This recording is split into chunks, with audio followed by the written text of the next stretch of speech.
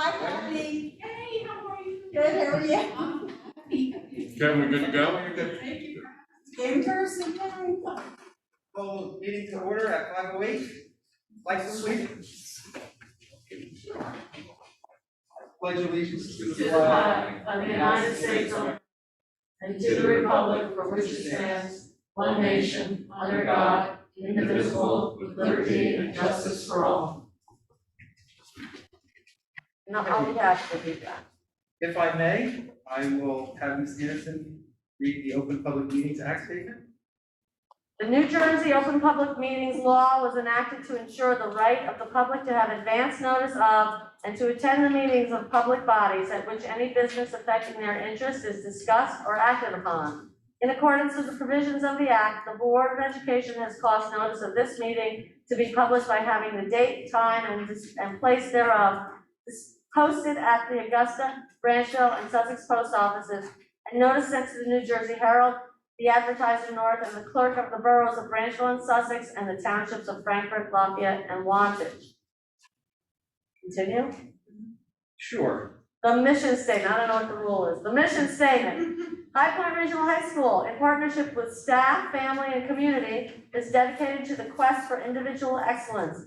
By fostering high standards of achievement, we prepare students to become responsible and productive members of a diverse society. May I ask Ms. Palachuk to do roll call? Mrs. Anderson, Here. Mr. Klein, Here. Ms. Nugent, Here. Ms. Smith, here, Mr. Carrazza, Here. Ms. Sedona, Here. Mr. Arnold, Here. Mr. Dunn. Here. We have a quorum, and Dr. Ridley and myself, and Mr. Excellent. So we now have our planned training session to be conducted by the NJSBA representative, Kathy Hellowa. And the training, I believe, will be on both board members' roles and responsibilities. And with that, I'd like to introduce Mrs. Hellowa. Absolutely. Now, shall we stand here? Is this? Wherever you want. Oh, God, it's good. It's so nice to see you all. Thank you so much for having me. And if I seem enthusiastic, it's absolutely true. It's so nice to see you. If you are not familiar with me, I am your field service rep from New Jersey School Boards Association. My name is Kathy. I work in all of Sussex County, and I am just here as a support for you. My organization, my association has no authority. We only exist to support boards of education. That's what we do. And I'm really pleased to be able to come out to districts and take your phone calls and this and that. It really is a joy to serve. So thanks again for having me, Wayne, and for allowing me to visit you in person, a real treat. Very, very cool. So tonight we're going to talk a little bit about something that I know our veterans have heard before, but I'm hoping to present in a little bit of a new way. I think I've had a couple of fun movies, very quick ones for you to all watch. But it's all about your roles and responsibilities as board members. What does a superintendent do? What does a board member do? That is not exactly instinctive sometimes. And I am wondering why this is not quite clicking. I'm doing something wrong.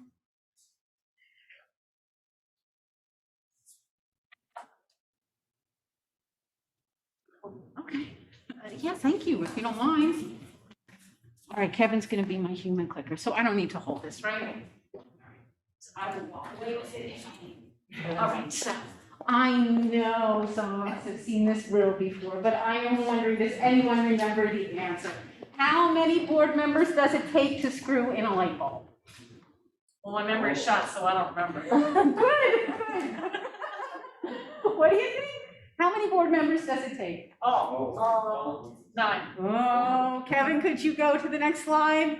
The answer is 0.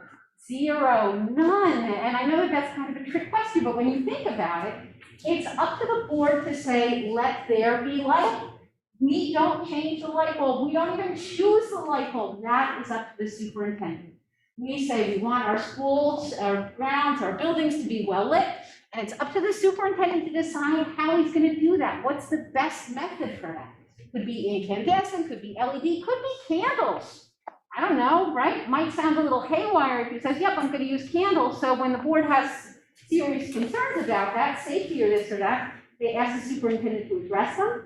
But it's his decision to go forward And if that doesn't work, then it's up to the board, or if it works wonderfully well, it's up to the board to evaluate and to assess how that went, right?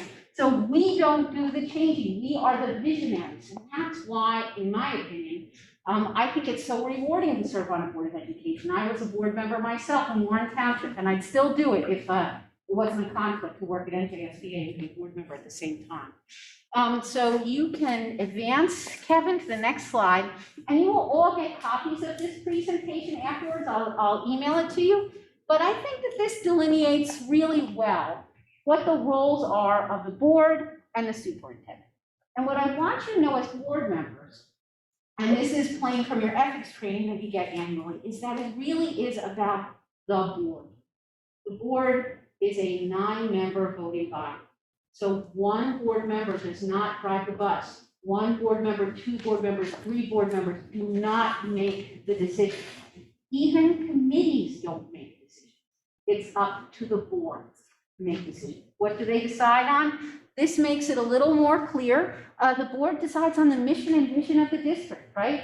What your annual goals are going to be for the district, for the board, and what your policies should be. And you are charged with oversight of those policies, of your resources, right? You are all about the end results, what you want and how it's working, right? And how it's working.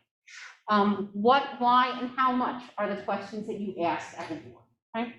The superintendent supports your mission and vision and your goals with objectives, with procedures, with action plans. Those are really granular. You don't have a say in those, but it's important for you to know what they mean and what they say, right? And also when we enact policy, the superintendent will often write a regulation, which is, how we're going to have this policy work, right? So he's all about the how, right? And the questions for the superintendent needs to ask is the how, when, where, and by whom. So as far as actions go, board members vote and the board decides, right? And we also evaluate, and that is part of the annual superintendent evaluation. That's part of your regular updates on district goals that happen throughout the year. And your superintendent recommends policy, recommends resource allocation, and implements what the board wants. Okay, so that's in a nutshell the different roles and responsibilities. Are there any thoughts on that or any questions? And also, when I say are there any questions, and I walk out the door and say, I wish I asked her this or that, it's very easy to contact me, call or email. Kevin, we could look at the next slide. And again, this is a really good delineation, a nice visual on what boards do versus administration versus staff. So, I mean, the 3 top bullet points I think are most illustrative. The board has the 50,000-foot view, the big picture, right? Administration sees the wide picture, 10,000, a little further down, and operational, your staff, they are the day-to-day, the much narrower view, daily contact with your students, right? Every day. We don't have that. We shouldn't have that.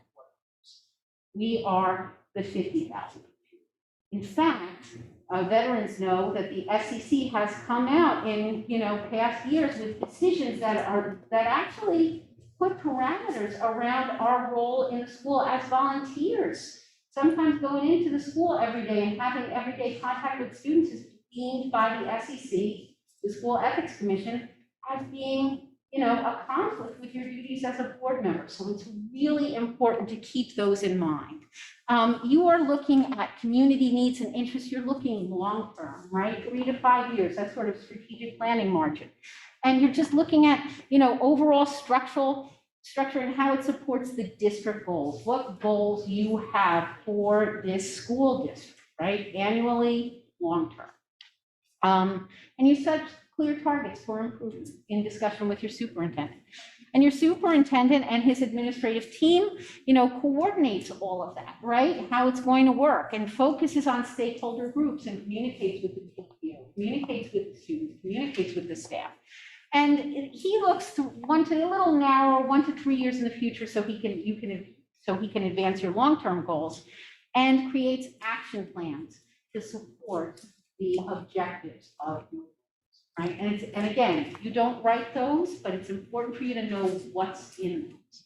And operational staff, we kind of know that. They oversee the classroom, they focus on students, and they're the day-to-day, right?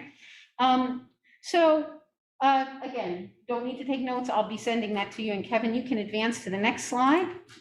And now, this is all a bunch of gobbledygook, right, perhaps, so we are going to watch some fun movies, because how many times can I talk about roles and responsibilities before people's eyes start rolling back in their head? Oh, so if you don't mind, Kevin, why don't we go to those videos? And this is from, Andy is a board member in Texas, right? These are from the Texas School Boards Association. I think they're very fun. Why don't we go to, let's see, how about Fix It? Why don't we do Fix It? Yep. Sure. That's the music. Oh, that's it. Yep, thank you. You're gonna love Andy, I do.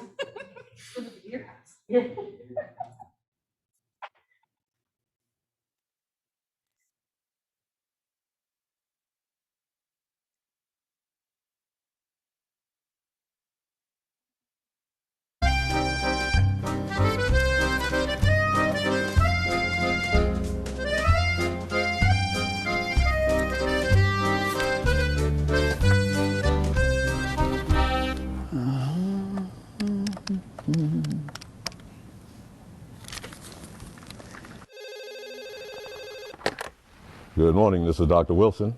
Good morning. Well, good morning, Andy. What's on your mind? I have a little situation to talk to you about.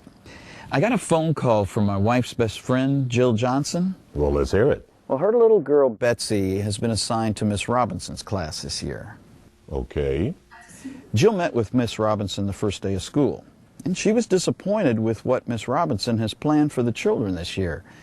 See, Betsy can already do the things she plans to teach. And to make matters worse, Miss Robinson's classroom had no decoration at all. No bulletin boards, nothing interesting hanging on the walls. That doesn't sound like Mrs. Robinson. So Jill goes to the principal and asks him to reassign Betsy. He refuses, so she asks if I could help. I see. So I went down to the school, and sure enough, Miss Robinson's room had nothing in it at all. All the other classrooms are colorful and bright. I can see why a parent wouldn't want their child in that room. So, can I tell Jill that you'll get Betsy moved?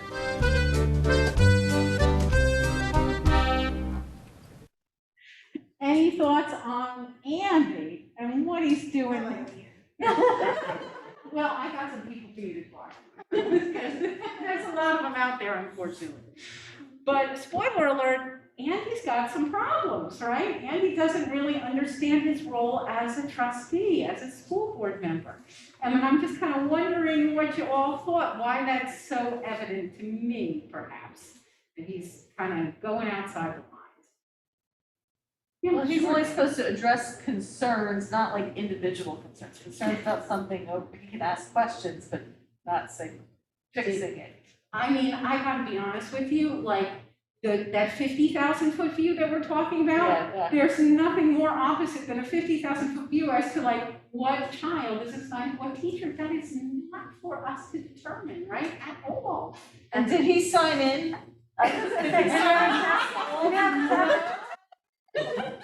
Did he plant some bombs along the way? Knowing him from all these videos, my guess is gonna be a no on that. You're absolutely right. Now, I'm also, let's be a little nice to Andy. He got a call from a distressed parent, and whether he signed in the school or not, he took it upon himself to visit the classroom and everything like that. There are no decorations up there. Boy, does that look depressing for a little whatever grader that is. There may be a problem there. I get that, but it's not Andy's purview at all. In fact, that's an ethics violation. It really is. First of all, it's a policy violation if he doesn't follow, visitor requirements, which is a problem in and of itself. You're on the board and you're not following your own bylaws, that's a bad idea, or your own policies. But also just that kind of thing where he's straying into a different lane that he needs to be in causes problems. And not just with his school board, field service representative who has no authority, right? But if you notice, that's really not helping his relationship with the superintendent. The relationship between the board and the superintendent is of utmost importance. You do need to operate within spheres of mutual respect, and that's not doing it. And that's not. So what should Andy do if there is a problem? If a parent calls him heartbroken, who's also, by the way, a voter, and in this case, his wife's buddy, what does he do? I'm just wondering, what would you do if you were in that situation? Shouldn't he be following saying to her, you need to follow the chain of command? Exactly. Talk to the teacher, talk to the principal, and clear this. Exactly. And if he wanted to go one up on that and say, look, in New Jersey, I'm ethically forbidden to do this. There is a method for solving these problems, and maybe one day it will become an issue, or you'll have an issue that brings you in front of the Board of Education. But this isn't one of them. And now's not the time. So if you'll follow the chain of command, I can assure you we've got great people in place who will be able to help you. And leave it at that. That's really the best way to do it. And I know it's really tempting. I mean, I used to get calls as a board member, and then again, you put your sign on my lawn and then you're not going to help me. Well, the thing is that a lot of people don't understand what our job is. A lot of people would actually think our job is kind of boring if they found that out, that we don't have our fingers in all those pies, that we don't direct what the class lists are going to be like, or where the field trips are going to go, or all of those things. So it's also beholden on us to educate people about that, and sometimes during your campaigns you can do that. Sometimes your website can do that. Oftentimes districts do have that sort of information section on the role of the board, and that does tend to help. So another thing that I would like to show you where our board members have some trouble is, let's go, and this one is by check. It's called walks. You might put that one up.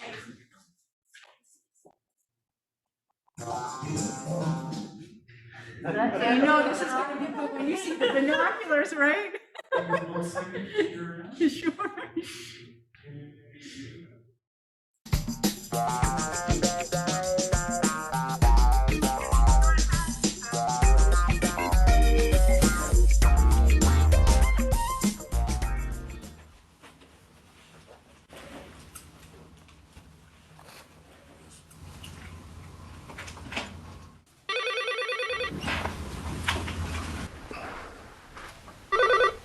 Yes, Dr. Wilson, Andy Red is here to see you. thank you. Send him in, please. Dr. Wilson. Hey, Andy, what you doing up here today? Well, I have a pretty serious situation to discuss with you. Well, let's hear it. Clarence Hopgood talked to me last Sunday after Sunday school. He told me his daughter's bus driver is, well, he's a reckless driver. He's very concerned about his children's safety. Seemed pretty upset. I wonder who the driver is. Rusty Simpson. Rusty Simpson. I'll call our transportation supervisor and ask him to investigate this situation right away. That won't be necessary. Why not? I've already done it. What do you mean? Well, on Monday, I started my investigation. I followed the driver for 3 days and documented everything. Didn't he have any idea you were following him around? No, I was very careful. On Monday, I used my daughter's little import job to follow him. And then on Tuesday, I borrowed Lyle Selby's pickup truck. Wednesday, I used the church van to follow him. There's no way he suspected a thing. Well, Andy, don't you really... Now, in my investigation, I clocked that he was speeding 23 times. Yeah, 23. On Monday, he hit a curb so hard it knocked several of the children right out of their seats. Tuesday, he shot by the Curley house, even though he could see poor little Harold was chasing after the bus. It's all documented right there. Wow. I'll bet you wish you had more board members like me, huh? I take my responsibilities seriously.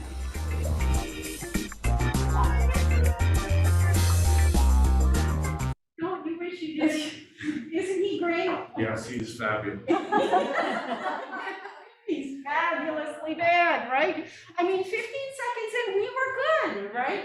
It didn't look like he made an appointment, though, like, oh, what are you doing here? So that's not so good, but that could be forgivable. Look, I heard from someone about a serious issue, right? I get that. And as far as the School Ethics Act is concerned, when you hear a complaint, you are obligated to tell the superintendent. You don't do anything about it. I know veterans have heard me preach on this before, but you have to let your superintendent know what you've heard. And then you hand it over to him. He will take care of it, or not, depending on, what the complaint is and what his best judgment is. But you let him know what the complaint is. We were great for 15 seconds. He said, I will look into it. If Andy had gotten up and left, he wouldn't be quite as exciting. But, right?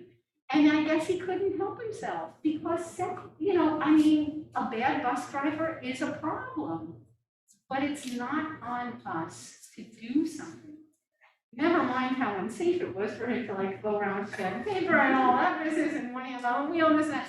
But it's just not our jobs. It's just not our jobs. And there may be very, legit concerns that we have about this or that in the school, but we are still the 50,000-foot view. We make policy.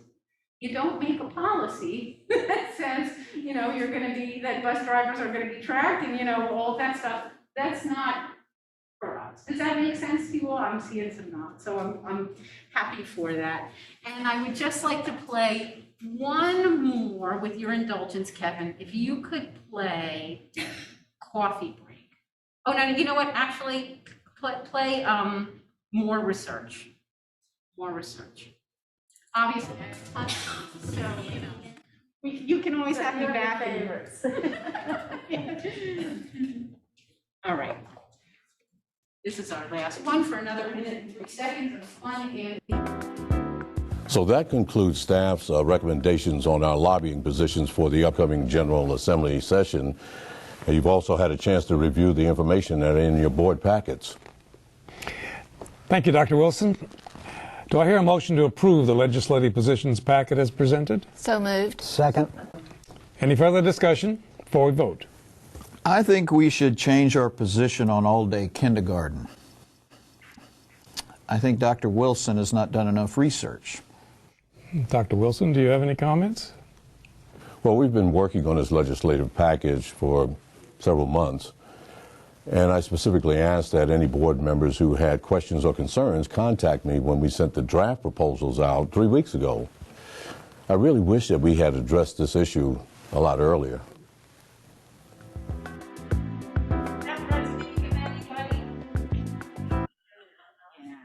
Now that's a different version of you don't read your board package beforehand, right? You're not prepared.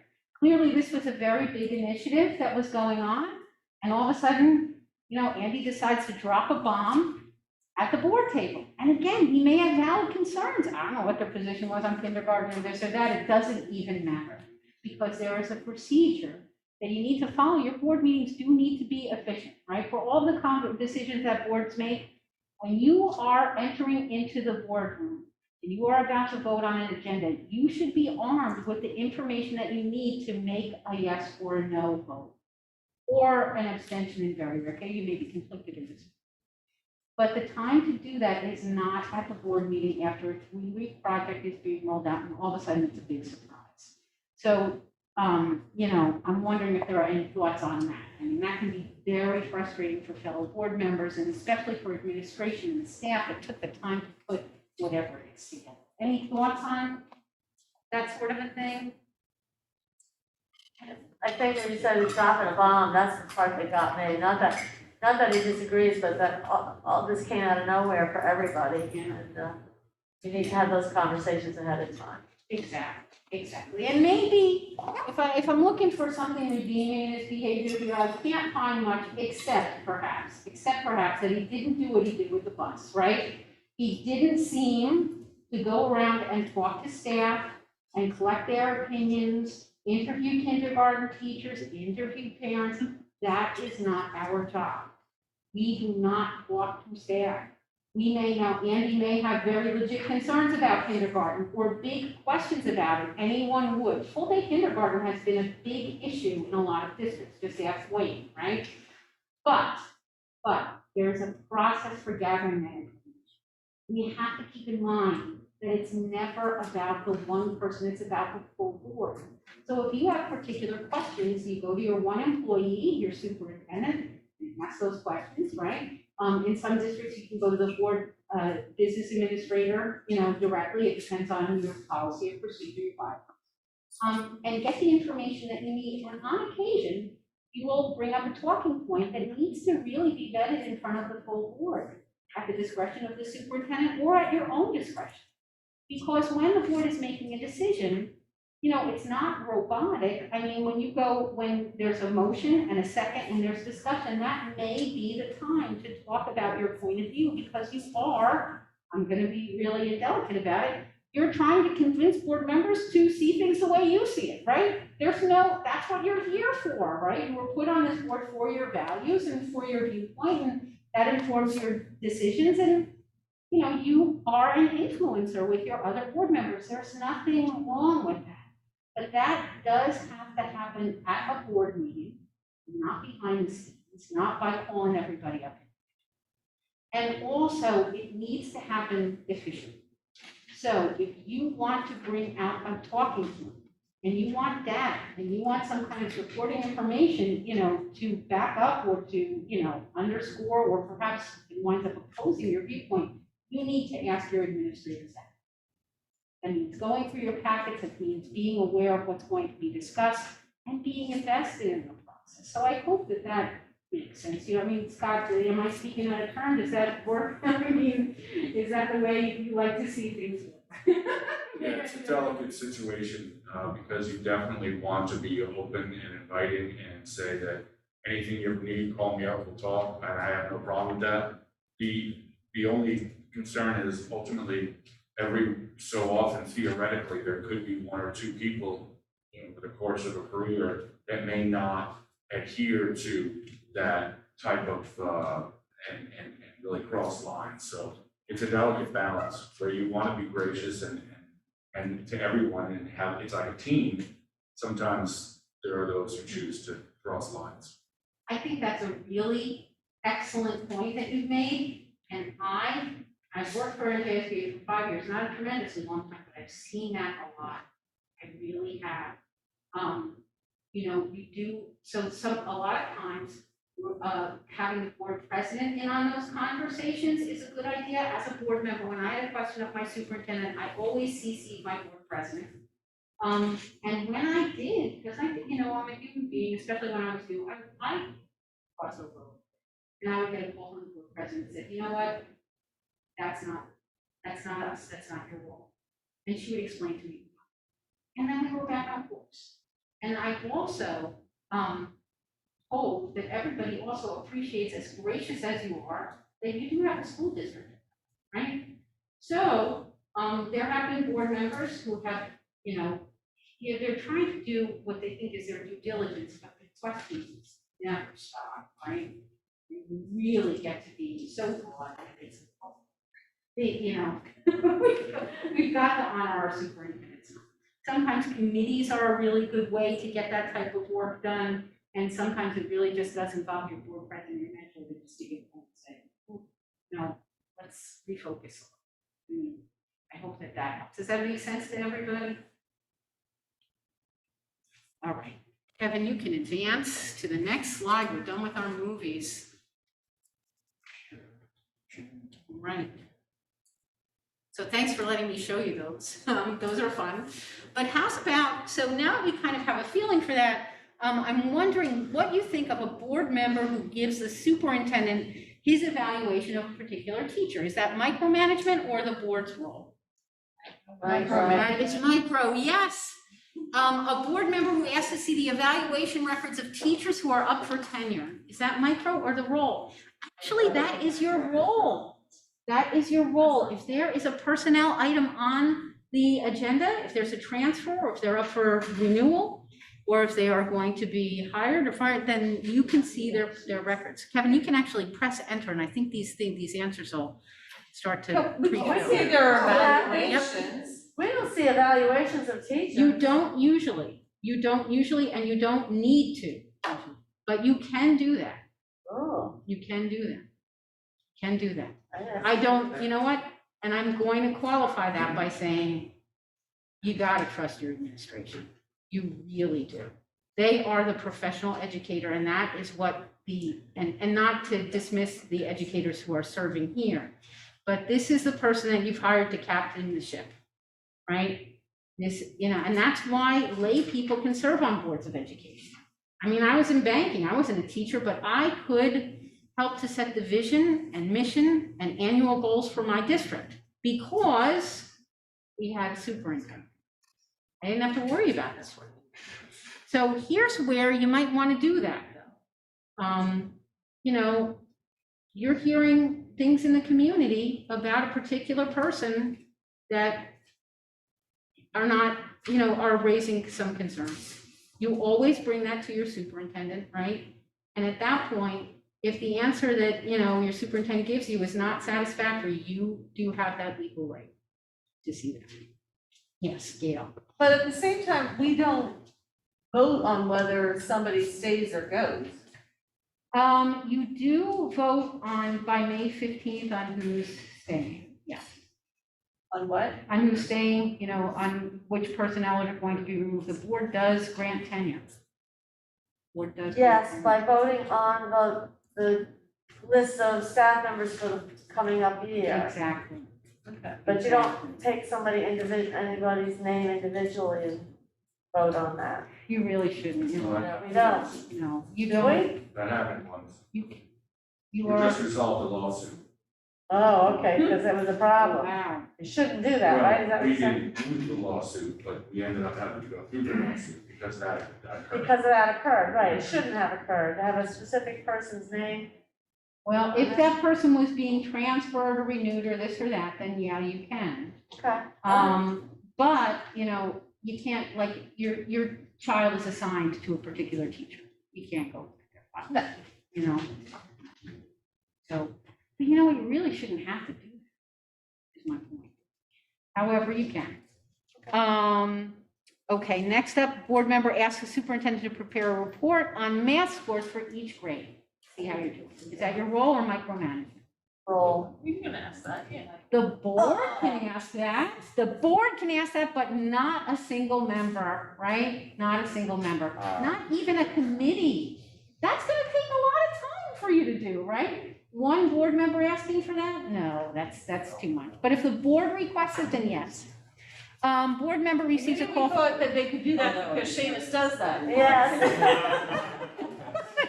Wait, you're not even supposed to be talking to Shamus. He's not your superintendent.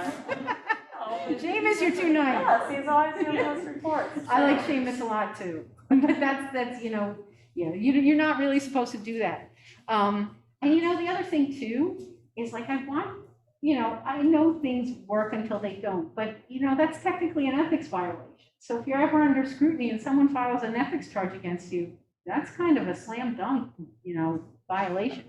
A board member who receives a call from a staff member about a facilities issue and brings it to the facilities committee. What do you think about that one? Yeah, that's a little wishy-washy, right? If you hit enter, Kevin, I think that's like roll if you tell the superintendent and other caveats, right? So you can't exactly say, well, what are you going to do about this? How are you going to fix this? Give us a report, lead us around, this and that. Now, if the superintendent wants to prepare a report for the committee, fine. If the superintendent wants to lead the committee and the board around, fine. But that's not for a committee to demand. And Kevin, we can advance to the next slide.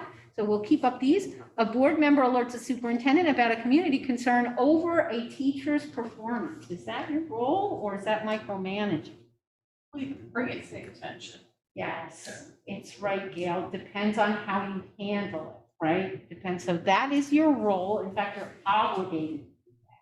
If you're hearing complaints, you have to tell us. What you can't do is try to solve it yourself.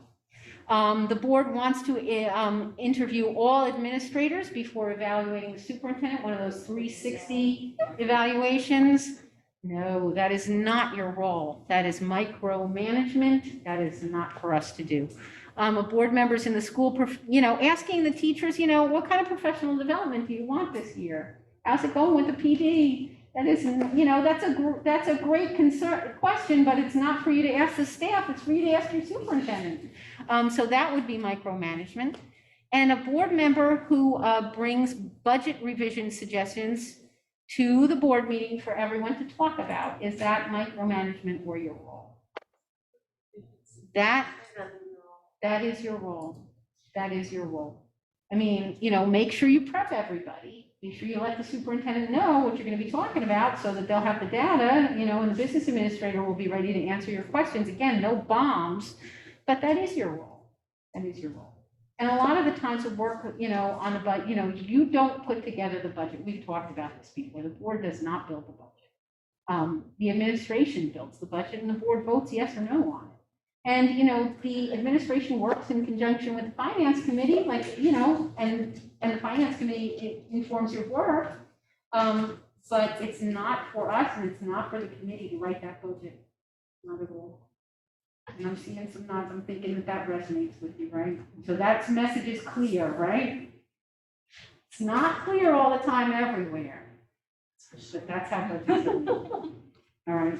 And Kevin, you can advance to the next slide. Thank you. So again, I had to put this in here. I love to talk about it. You'll hear this at NJSBA gigs all the time. No surprises from anybody, from the superintendent, from the board, right? So this is from the Illinois Association of School Boards. I thought they wrote it well. That no one should be surprised at any time in meetings or in between meetings. If there is a big issue going on in the school that you know about, that the superintendent knows is going to get back to the board when you're in the supermarket trying to buy bananas, you guys really need to inform each other, right? People sometimes like to look like a hero at the board table, right? That's what Andy was looking to do. Like, I am, the kindergarten warrior, so, I want to distinguish myself. That doesn't help anybody. It does not make you look as superlative as you think it does. It's really all about respect. It's really all about respect. That's why no surprises is so important. So I hope that resonates with you. I see a lot of nods, so I'm thinking, yes, it does. And I know, there's during this pandemic, there are plenty enough surprises to go around, right? Plenty enough surprises. We don't need them coming from us. You can advance to the next slide, Kevin. So for all of this stuff about what you can't do, maybe, what can I do? What makes my work so important? And I would direct your eyes to something that we are doing right now. This is the time of year for it, right? It's the superintendent evaluation and goal setting. That goal setting conversation that you have with your superintendent is really very important. It builds, annually, you are the people for all the students and all the families and all the staff that High Point serves. You are the people who help to make the goals for the next year, right? Your administration will bring you what's necessary, where they see the district needs, right? What they see the needs are. They are on the ground, they're the boots on the ground, right? They are much closer to what's going on in the classrooms than we are. They're supposed to be. And so together, you determine what the district goals are going to be for the year. You vote on those, right? They need board approval. And what happens with them? Throughout the year, your superintendent, maybe 4 times a year, will give you updates on progress towards district goals. You ask questions, you understand how it's going, whether they need to be adjusted because your resources have changed. I mean, that certainly happened. Whether conditions have changed, that certainly happened over the last couple of years. But it's an ongoing conversation about student achievement and student success, and you contribute to that, right? You do the oversight, and at the end of the year, in a document, you let your superintendent know how he's done on that. And I will say that evaluation really shouldn't be a surprise, right? It really should be a year-round conversation on how we are doing on this. How well supported are you? What else do you need? What do we need as a board to see from you to know that our goals are being advanced? And honestly, when done well, and I have every reason to think that you guys do this well, is it drives school improvement and student achievement when you do those right. And obviously sets annual priorities for all to see, so your community can see your commitment to student success. And it ensures that you and the superintendent are on the same page, and your visions are together, and also it demonstrates the board's commitment to accountability to the community. Knowing that, yeah, you know, we do evaluate our superintendent annually and we do it the right way. So I'm wondering if there are any questions on that, because I know you're kind of in the middle of that, or at least you probably did, you've started that, right? Yes. Awesome. We Very got good. the emails. They're not really from me. I know. They use your name. I know, it's nice, but it's not really from me. The computer works well. Good, because it doesn't always. It goes into people's spam. Sometimes it gets filtered out because it's like some robot sending it out. If it doesn't say yours or yours truly, it's not yours. Okay, Kevin, you can advance to the next slide. So, I mean, there's a lot that go into school board membership, and it's not instinctive at all, really. It certainly wasn't for me when I started. I was appointed to fill a vacancy. But I found a quote from an article from our director, right, who's been at this for a long time. I mean, when you first run for a school board, you have no idea how the board truly functions. She should know, right? It's the truth. There's no shame in that. But it's important that you get it right. You're not going to know everything out of the gate. You're not going to know everything by the end of your first term. There's a lot to learn. And there's a lot even for veterans to learn, as we learned during the pandemic, right? So what I would suggest very strongly, and what's really worked out great for me personally when I was on the board and for different boards that I serve, and I don't think we've ever had this conversation as many times as I've been up here, is about mentorship, which is why I put that picture of a shepherd up there, because it's really, I mean, when I was new, I was all sorts of enthusiastic and I really was all happy about being on this board and appointment grew. But I didn't know which way to go. I didn't know the obstacles. I didn't know the history. And I really did need someone to shepherd me through. And, you know, the board vice president volunteered to be my mentor. She became the board president. We still talk. She was fantastic. She was fantastic. So I definitely recommend you all considering that. Is that, unless you already have it, do you have something like that already? We don't have a formal mentorship. It's a great way of getting people, you know, to where they need to be. And we do have lots of resources on that at NJFG. Like, you know, just articles to read, you know, checklists to go over, and, you know, the type of procedure you might want to use if you want to formalize it. But it can be as informal as, you know, who wants to be Kathy's mentor with me, you know? Okay. That's sort of thing. Sometimes boards do it a little more formally. They kind of vet things because there are some board members who have a lot of really high quality experience who can do it, and that's where they pull the mentorship from. It's not everything, you know, your new people need a mentor. Like if you're on the board for a good, you know, 9 years, you don't need a mentor. But for a year or a couple of months, yeah, you'll probably need one. And it's not like you dissolve the relationship or this or that when you don't need the help anymore. It's just kind of an organic thing. But I think it does help an awful lot to just have somebody to go to, you know, who's delineated, like, I'm going to take care of you. So it's just something to consider. If you want help with that, I'm happy to do it. It's all about avoiding pitfalls, and that's good for everybody. It's good for the board member, it's good for the whole board, and what's good for the board is good for the district, right? And Kevin, I think, yep, I just have a couple more slides left. So really, honestly, it's everybody's, these are easy, right? But they're worth saying out loud. It's everyone's role, superintendent, board members, board in and of itself, to practice empathy and collaboration and, yes, optimism, even in tough times. And to focus on student achievement and to acknowledge publicly your vision for student achievement. You read your mission statement all the time. I see it all over the place. I think that's a great way of doing that. To respect the what and the how and who does what and how. And to know that it's really a team sport. There shouldn't be any lone wolves. There shouldn't be any superheroes. There shouldn't be any superstars. You know, once you start having someone who thinks that they can fill that role of being the champion, you know, that hurts everybody. And if it hurts the board, it hurts the district. And lastly, communicate, communicate, communicate. That really is at the heart of functionality, is to have a good communication system and, to know how to do it and when to do it and why to do it. And you can advance the next slide, Kevin. I think I have the ants, yep, to thank you all for your commitment. And before I go, I'm just wondering if there's any questions that you have on the material that we talked to today, or any observations that you have from your own experience, anything that you want to say? I just want to say that having sat through your presentation on this topic previously, this was informative, and they always have been, but it wasn't repetitive. To have Andy there, it was good, and to trick us on some of those questions, because I kept getting them all wrong, and I like it, it's good. Well, thank you. Thanks a lot. And I'm always here for you too, it's tricky. It's not instinctive, and I worded them in kind of like a way that wouldn't lead you right to an answer. So I guess I did my job. And also for the rest of the board, because I've done this, I can't even count how many times I've emailed Kathy because I've had a question or a problem or a concern.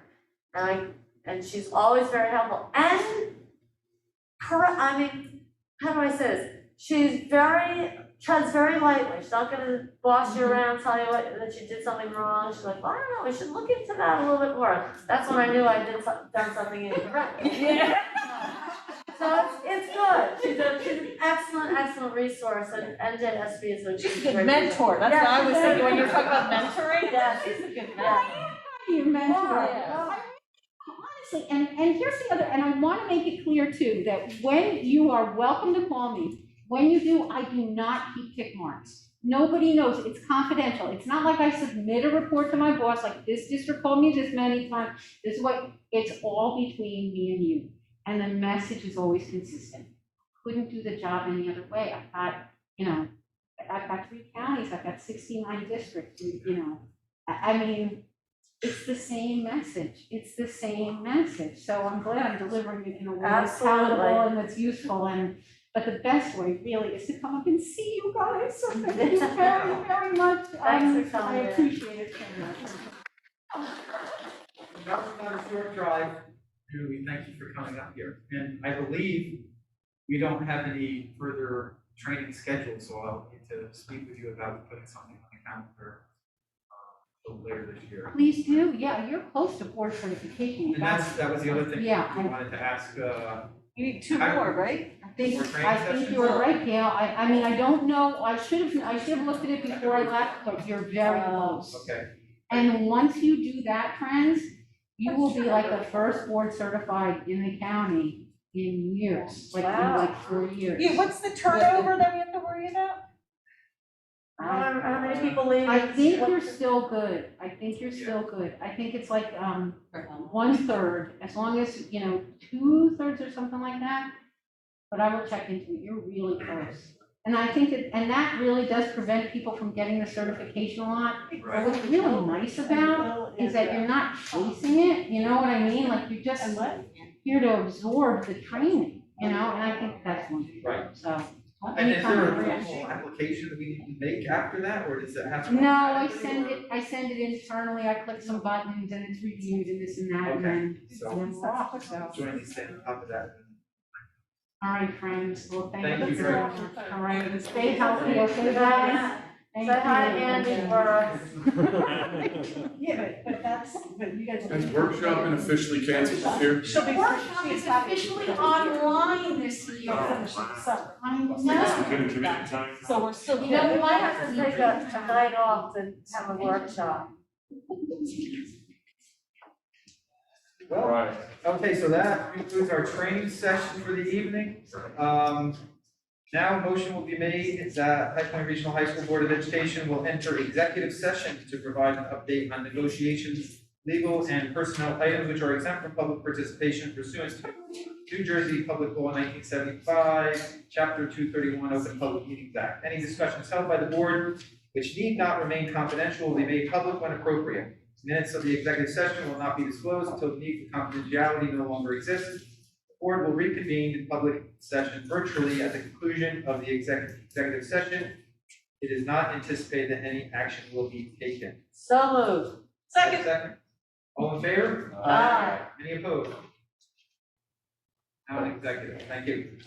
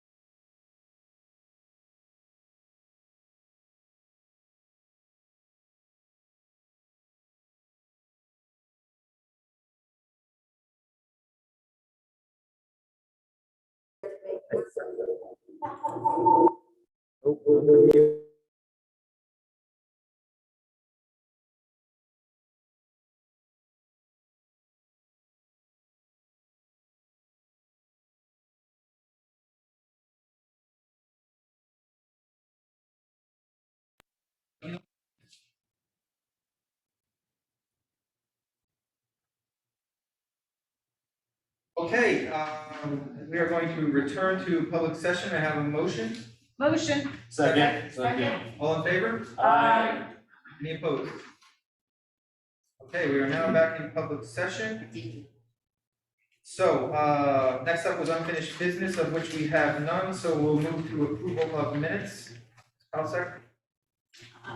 The minutes are from the regular meeting of April 27, 2021, which was our budget and our executive session of the same night. If there's any changes, any discrepancies?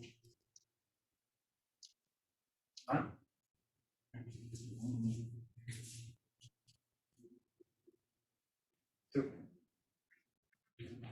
can I have a motion for the approval of the. I move we approve regular meeting and executive session meetings for April 27th to 27th.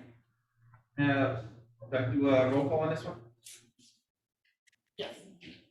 Mrs. Anderson? Yes. Mr. Klein? Yes. Ms. Nugent? Yes. Ms. Smith? Yes. Mr. Caraza? Yes. Ms. Sedona? Yes. Mr. Arnold? Yes. Mr. Dunn? Yes. Motion carried. Okay, now we enter our first public comment session for agenda items only. In accordance with the Open Public Meetings Act, we will open the public comment for agenda items only. At this time, each speaker should state his or her name and address.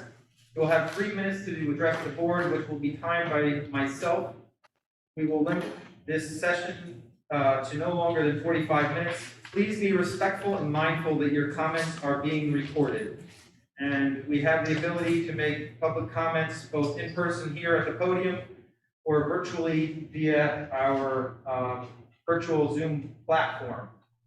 So if there are any attendees in the public present here, does not look like any. So we'll turn to the virtual platform.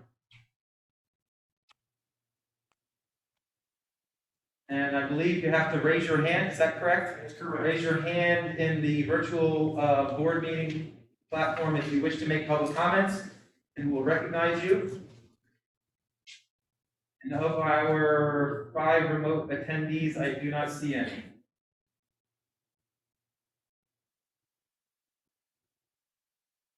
Confirm that, right? Yes. Okay. There will be an opportunity for public comments at a later portion within the agenda. So we're going to proceed then to presentations. First, we have Kelly Shore, Senior Class Secretary, will update the board on activities of the Student Council. Shore?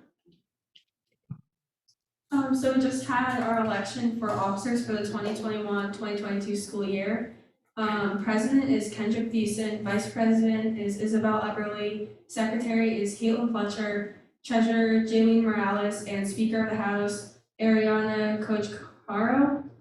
And we're currently having our Clash of the Classes, and that is the total participants for the Spirit Days from each grade. And by Friday, we will have a winner determined. And the winning class will get a period outside in June with free ice cream, music, games, and giveaways. And the current totals, freshmen, 575, sophomores, 775, juniors, 650, and seniors, 675. And we're currently having our last Spirit Week of the year. Yesterday was Pajama Day, today was Stuffed Animal Day, tomorrow is Beach Wear Day, Thursday is Hawaiian or Vacation Day, and Friday is Tribute to Fallen Soldiers Day. And finally, Mrs. Schaefer has been giving out prizes of candy, chips, and gift cards to Dunkin' and Quick Check to students during lunch on the bleachers and in the senior courtyard. And we have one more next week on Tuesday, and the final one will be the week after that on Monday. And about 10 prizes are given away each lunch period for both the H and P lunches. And they're given to students who can correctly answer trivia or who are seated, in particular seating placard on the bleachers that correlates to a number that she will randomly call out. That's all. What was the Friday Spirit Day? Tribute to Fallen Soldiers Day. Soldiers tribute. Oh, fallen soldiers, okay, sorry, I didn't hear you.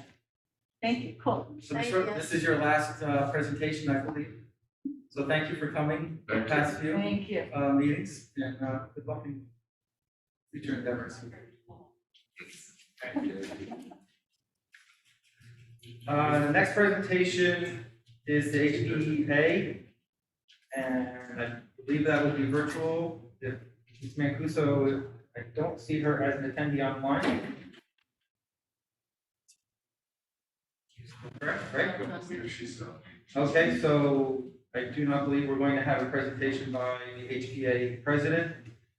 So we will then move on to the principal's report and athletics. Mr. John Campbell. Thank you, Mr. Dunn. Good evening, everybody. It's a little bit closer than last month, but still Not far away. Cozier. Over there in the far corner, it's like an ice box over there.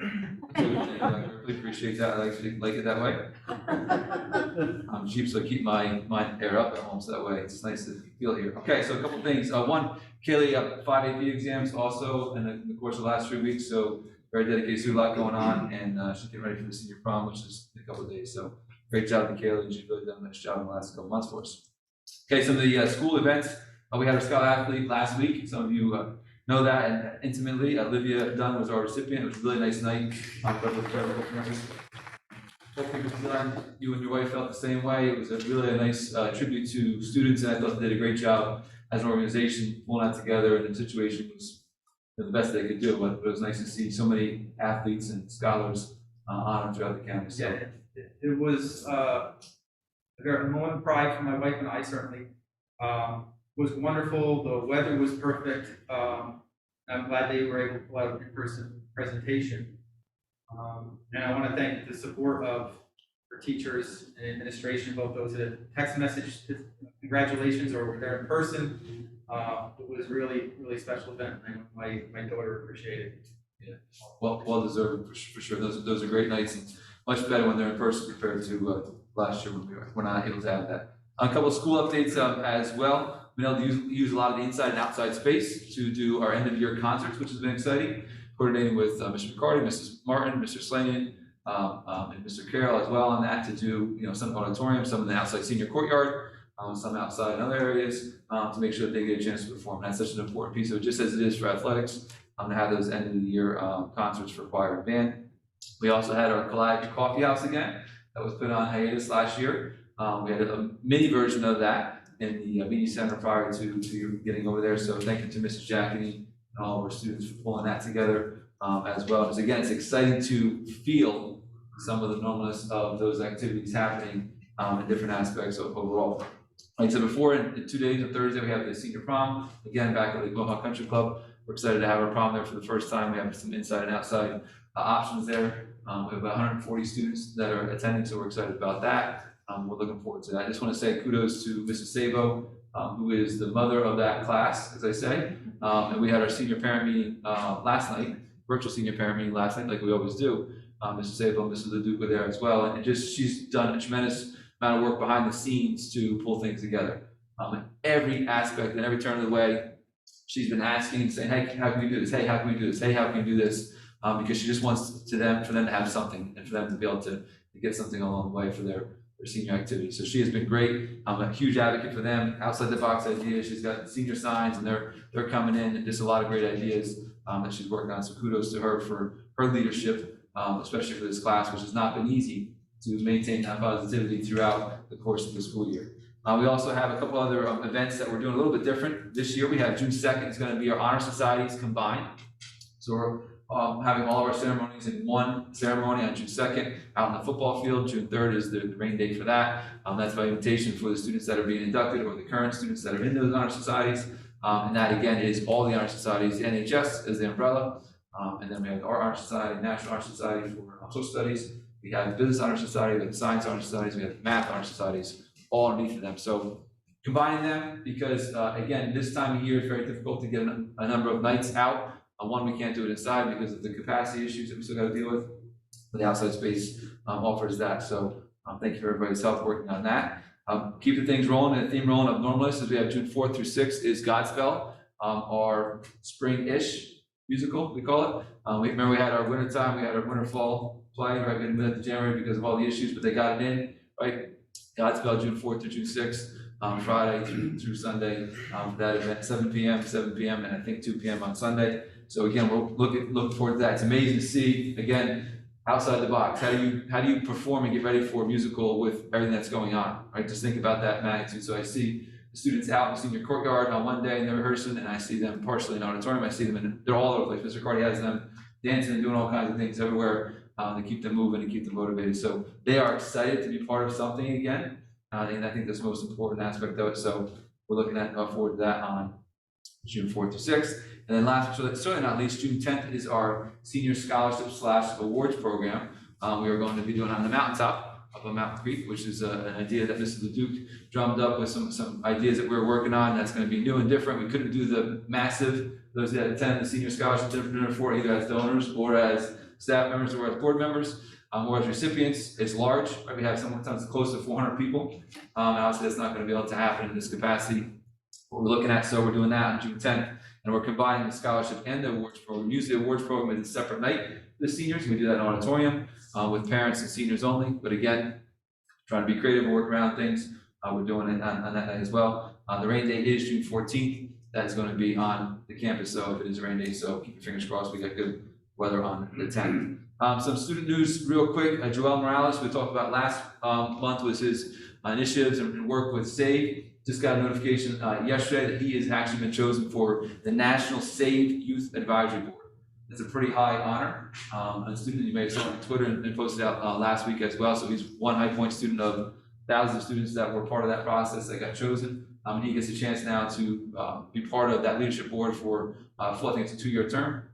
And have experiences starting in the summer, going all through the fall, where he's got to actually travel and go to different places and be part of that National Youth Leadership Board. Also, as part of that, Mrs. Lembo, who was the advisor for that, was chosen for the Student Advisory Committee. So that's the way they take the advisors and they put them on a committee and they say, okay, how do we direct this leadership board and assist with that? So kudos to SAVE. Again, as I said to you last month, they're doing a tremendous amount of things during this time period, and a very, very, very, very active club overall. And a few more art winners this in the past month as well. It's from Montville Art Show. Leah Sheed was the second place in drawing and illustration. Angelina Durasimo was honorable mention in drawing and illustration. Gretchen Tornman was third place in painting, and Rachel King won best in show overall, which is according to talking to Mrs. Myers, Mrs. Sheenice, that is an award that's like a career award that you may never actually acquire as part of your career as a professional. So for her to be able to get this knowledge and recognition and earn this award as a high school senior, it's pretty amazing. So kudos to that group as well. Kudos again to our teachers who are the ones that actually get them to the finish line. And some of those students are hybrid, working in and out. Some of the students are virtual. So again, all those challenges that they're working on as well. End of our year schedule, which you kind of know already, June 10th to 15th is half days. That's our end of year grades, getting all the supplies in, which is different than it's been in the past. Just let's leave it at that. And obviously graduation rehearsals, which will also be different as they are in the past. So we're working on that schedule for those time periods. June 14th, we're excited to have our senior breakfast. We'll be outside down by the football field, and we'll do some fun stuff with that, maybe use the concession stand. We also told the senior parents last night on our meeting, we're doing something different this year. Again, Mrs. Sabo and Mrs. Duke came up with this idea of senior baskets. So we're going to do a little fun raffle, at the senior breakfast where we have donations come in. We already have the staff members working on them already for each department. We have a lot of donations coming from parents and from community organizations, and we're going to raffle off these nice gifts. Like here's a college theme, here's a you're going to work theme, here's a you're going to the beach theme, right? So those kind of baskets. Again, there's something more to give to the senior class when they've had a lot that they've missed out on and a lot that they've been robbed on, honestly, because of the situations that we're in. So we're excited about that on the 14th. We'll also have a wave out. We haven't decided exactly what that's going to look like. We did that last year in a drive-through. So we got some ideas. Stay tuned. What that may look like a little bit different this year than in the past. Usually in historical time periods, pre-COVID, we would have everybody line up in the hallways and we would march the seniors through. Everybody get a chance to clap them out, right? So the teachers and the students get a chance to that. Very important part of that component. Something special about being a freshman or a sophomore or a junior, seeing those seniors walk through the hallways, and we have them go through all the hallways. Every class comes out. Do that. We don't know if we can do it at the same capacity, so we're thinking about some ideas a little bit different for that. And then obviously the big celebration, June 5th graduation at 6 p.m. down on the football field. It's going to be beautiful weather. That's what Al Roper told me already. So we're excited about that. So we do have a rain day just in case, but we won't need it. Hopefully June 16th is the rain day for that. Right? Any questions on that information before I shift gears to athletics real quick? Okay, so from Mr. Dexter's desk for the athletic report, briefly, the spring athletics update as we continue to play. Usually right now, this time period in a regular season, most things are wrapping up and they're done, except for a few sports. Baseball is continuing to work hard. They're 5-7. Softball won last night again, so they're 9-5. I believe that may have clinched them or tied them for the conference. Boys lacrosse is 3-6. Girls lacrosse is at Hackettstown tonight. I don't know what the final was yet, but they're 2-7. Tennis was 7-2, qualified for the state playoffs. Matter of fact, we played Westwood last night. Here, tough match, and lost to Westwood, but a really tough match, fun match to watch. I've not played tennis in my life, but I've watched a lot of tennis here. I've played in my life, but it was very intriguing to watch how many sets they went to in the competition back and forth between the singles and the doubles, and it was pretty tight. So, I learned a lot in that time period about that. It was nice to see that the students out there again competing and being part of something overall. Track boys, 3-1 girls, 4-0 league champs. Also the small NJAC small group champs at the time for, which was pretty amazing. With a small number of girls, they're able to collect a lot of points and compete and score that for the NJAC small school tournament, which is great. Golf got their 10th win this week. I'm so excited for the golf team, and they continue to grow and get better every day. They also competed in the HWS. And then the rest of it is mostly more of the coaching stuff that you already know about from your committee stuff. Athletic awards, Brian Saldani, you may have heard of him before. State champ, you know that, right? NJ Herald, rest of the year. NJ.com, rest of the year. He's pretty good. Pretty good. You're only gonna get better, I think. Any questions on that information? Sorry, I know it was a lot, but okay. Thank you. Thank you. Next presentation, we have Mr. Shamus Campbell for curriculum instruction. Thank you. Good evening. You'll present on that, right? Fantastic.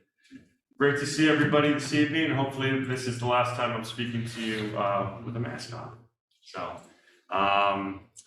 it is, help me out here, Mr. Perry, if you would. Oh, I'm sorry, I was a little short. Okay. Will this be, there we go. So there's the highlight of the day. Just a couple hours ago, Mr. Talman and I were able to stop into the Irish Cottage for one of High Point's all-time greatest members. I had an individual, there he is, he is up close. He's looking great, he's doing great. This is a photo of the business department. There were about 50 people in attendance, about 10 alumni, staff, and beautiful day. There's Ann Seplow, Ron Hoffman, Mark Wallace, Janet Hazler, all there for Gary. A lot of love today at that event. Gary's done everything here at High Point, went to High Point, and so it was a really nice day to see a lot of our old friends and a really good time. What are the medals for? Mr. Drella cleaned out his old classroom and he found cases and cases of DECA paraphernalia. So every staff member got a DECA medal in their mailbox today, had to wear it to the event. That was our entrance to get in. Yeah. That's great. So it was fun. We have been robbed. There is indeed an injustice. The daughters of the American Revolution, in their nefarious ways, have chosen to select someone other than Ms. Coriola as America's greatest teacher. She was chosen as America's second greatest teacher and the greatest in all of New Jersey for social studies. So I jest, but we're really happy for Corey. She's a world-class educator, and to be chosen for the state of New Jersey and to be chosen as the runner-up nationally is really incredible honor and well-deserved. So congratulations to her, and we're so pleased to have her. So we've spoken a lot about advanced placement. We normally have a 2-week administration of the tests. This year it is a 6-week administration.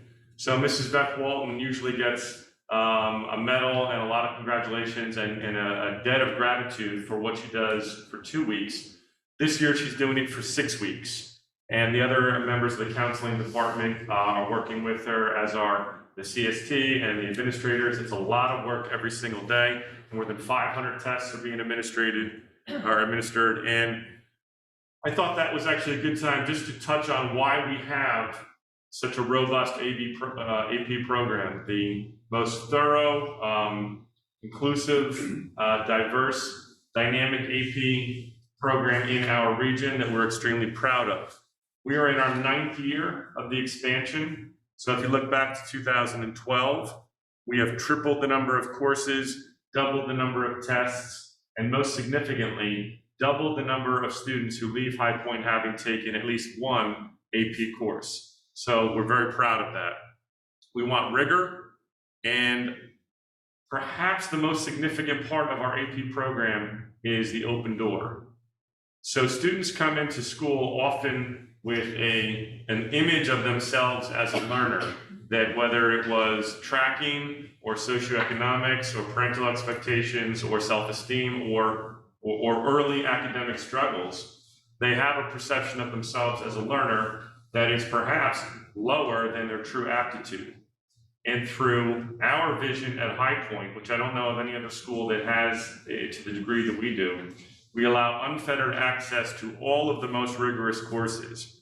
And not rarely, but frequently, a student who did not envision themselves as a college caliber learner spends 10 months in the classroom seated next to the best and the brightest at High Point, and they realize that they too can achieve at that level. And that is a transformative, powerful thing that we are incredibly proud of.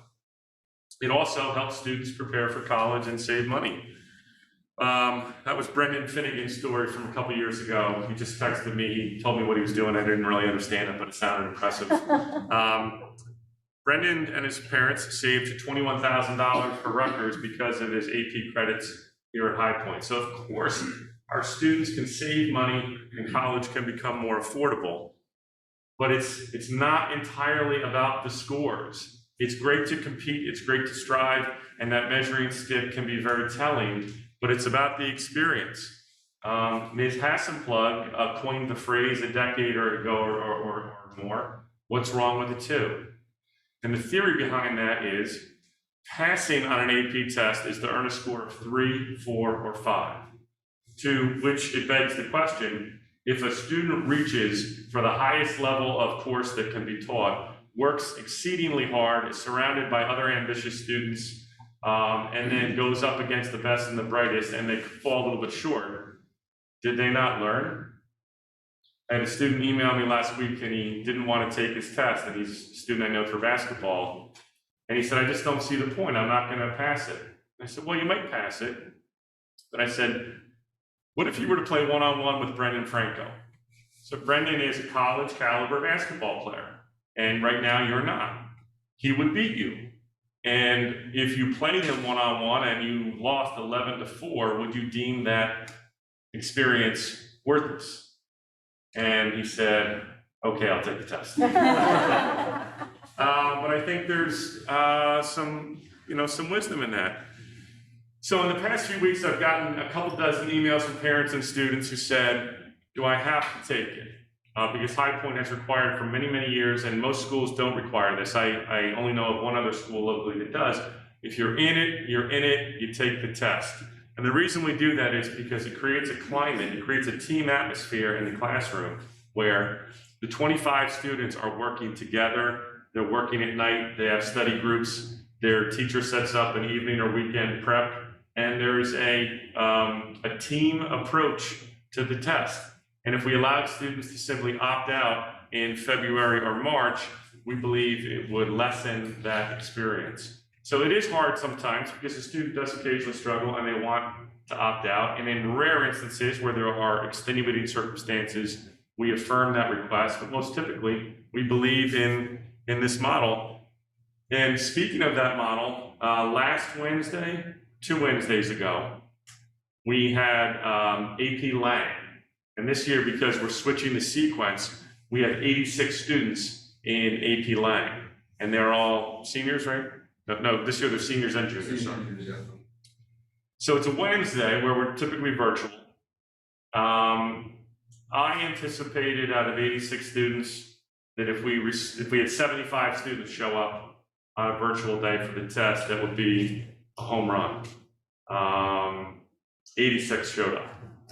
So 86 kids were here, they were here early. Their teacher had food and drinks and refreshments, and she was here to greet them and cheer them on. The administrators were here, the counselors were here. Not one single kid, there was no busing. Every single kid got themselves here on time, ready to work and ready to learn. Because of that team mentality, Ms. Heather Gonzalez, one of our finest educators, the kids want to please her. And so it was really heartwarming to see that commitment on the part of her students and many other AP classes. So that's why we do it. We don't do it. Some people think we do it because we want recognition. We do it because of those reasons. We want a rigorous climate. We want students to challenge themselves against the best and brightest in-house and globally.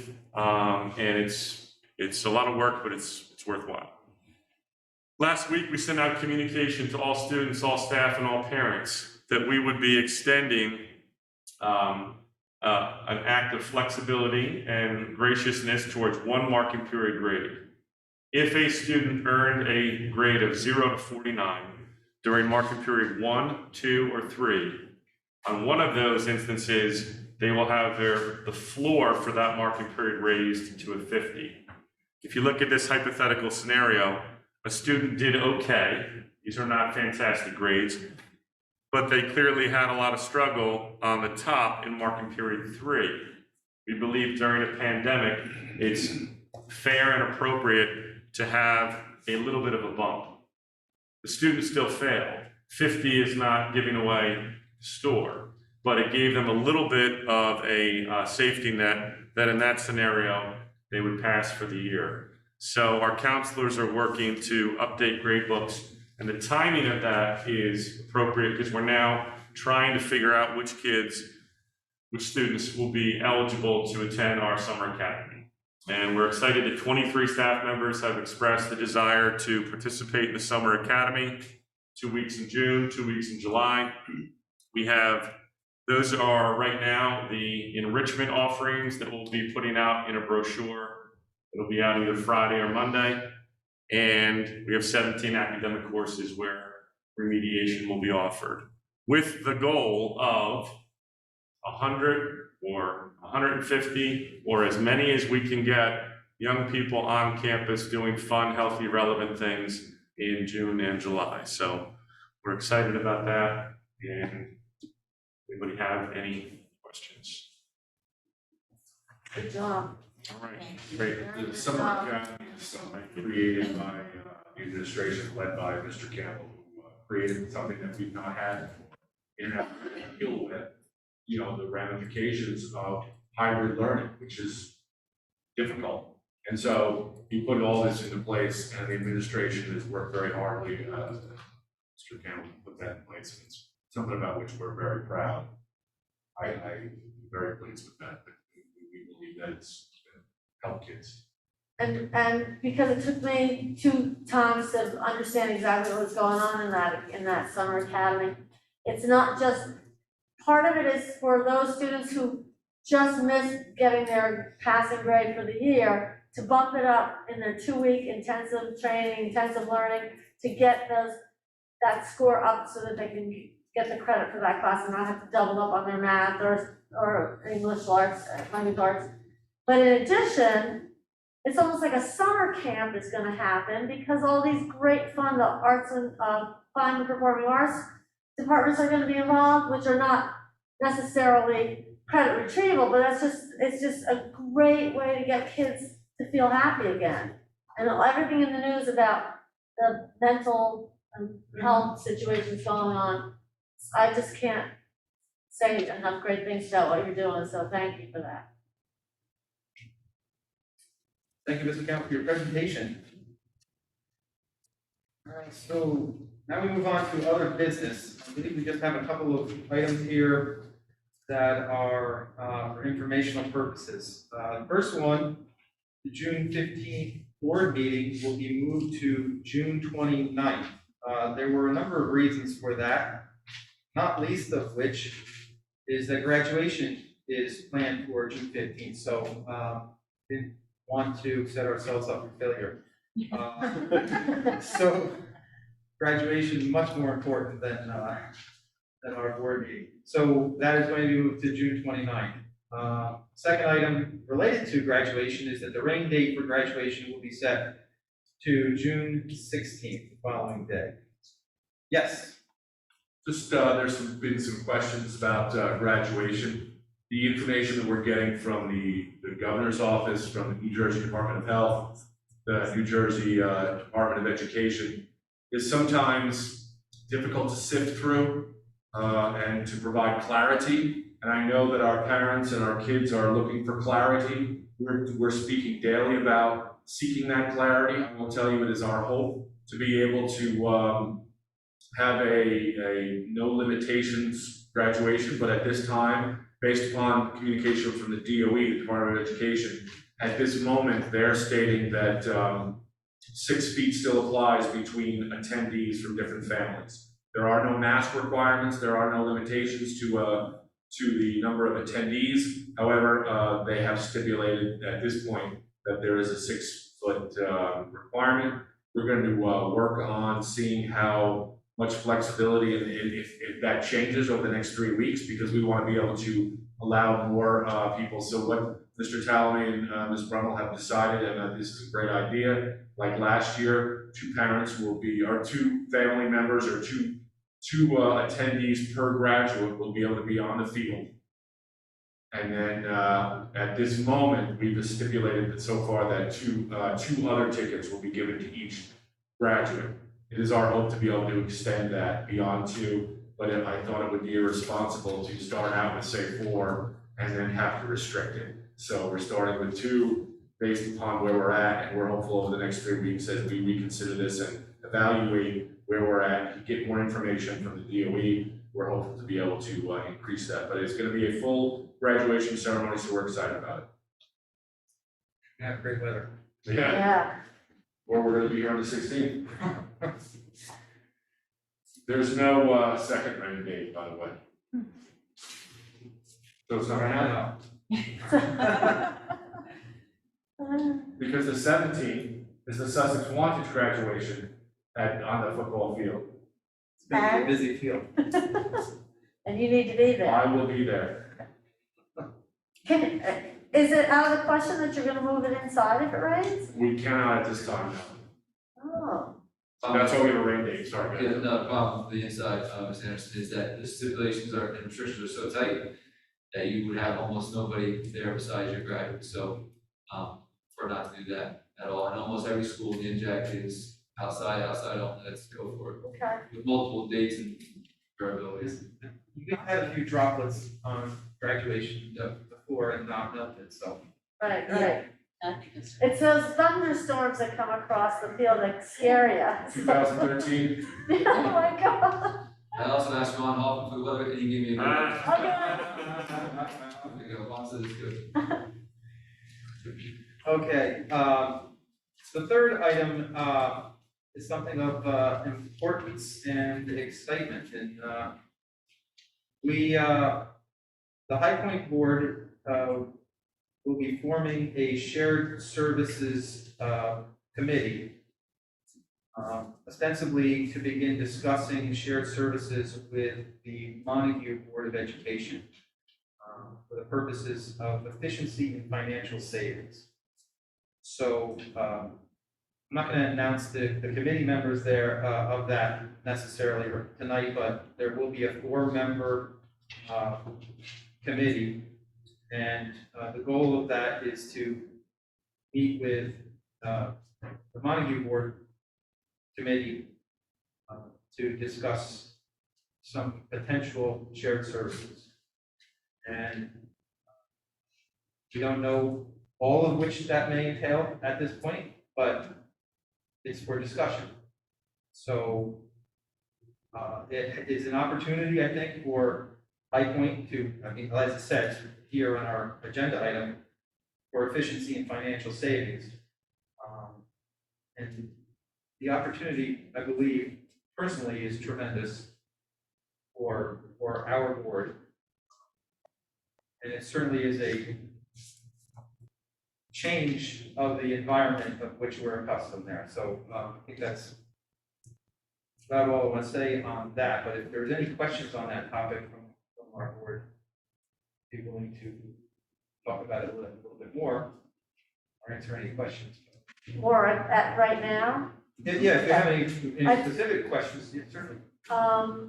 And when we have a clearer idea of what positions Montague is interested in using our services for, we'll talk about that in committee and Correct. then bring it back to the public as a hearing situation. Absolutely. Is that something that has to be? Yeah, we have, let's consider it exploratory at present. When the 2 committees from the different boards meet, we'll formulate a plan of action and discuss all the opportunities. And my feeling is we'll make a joint statement about that for the Okay. public that could be read at either board meetings or issued. Okay. We want full transparency about what is happening here, but there, like I said, there are a number of opportunities that it wouldn't be fair to discuss them in public prior to us having that opportunity to discuss with them. Right. Okay. There is a fourth item that I was going to handle later, but I think it's important now. Maybe we have more people watching. Is that we have an open board seat from Wantage Township that remains unfilled. We unfortunately had no resumes, no candidate submissions to the board office as of our advertised deadline. So again, that board seat remains open. So if there is anybody in the public listening that happen to be a Wantage Township resident and meet the other requirements that I don't happen to remember off the top of my head, that is interested in giving back and serving as a board member, we'd like to hear from you. So that's it for other business. We will now proceed to action items. And if I may, I'll turn the first item, curriculum instruction technology, over to Mrs. Smith. Okay, so for items A, 1, 2, and 3, we're just recognizing the faculty attendance rate for April, 95.5%, student attendance rate for April was 94.5%, and the recognize the enclosed suspension report for April as attached. Then I'm going to move items 4 through 8. For number 4, it's recommended that we approve the harassment, intimidation, and bullying report for April 27th through May 25th. Number 5 is recommended we approve the curricular or co-curricular field trips as attached. Number 6, recommended we approve the professional development activities as attached. Number 7, recommended by the superintendent, that we approve the revised 21-22 school calendar as attached. And number 8, approve the 2022-2023 school calendar as attached. I make the motion, seeking a second. Second. Any discussion? I just had a question about so they're having a separate junior and senior prom, like that's what the revision was? So Jonathan, do you have I a? just was confused, I don't, May 7th was originally the junior prom, okay. and that was always established as the contractual half day that we were already on that junior prom day. This year, because the senior prom was canceled last year as a junior prom, moved to this year. We wanted to give them the same opportunity, which was scheduled for Thursday, which is May 27th. We also then opened it recently to some juniors to attend as well, because we wanted to try to get more attendance for that prom. So seniors were allowed to ask a junior date for +1, as they said, Okay. to the prom on Thursday. All right, cool. That's a short version. So it's just one day, Correct. that's a half day, okay, I just, Well, there was 2 half days, but it's only one day that the prom is actually on. The other day is contractual, day that's in the HB contract. oh, okay, I gotcha. Yep.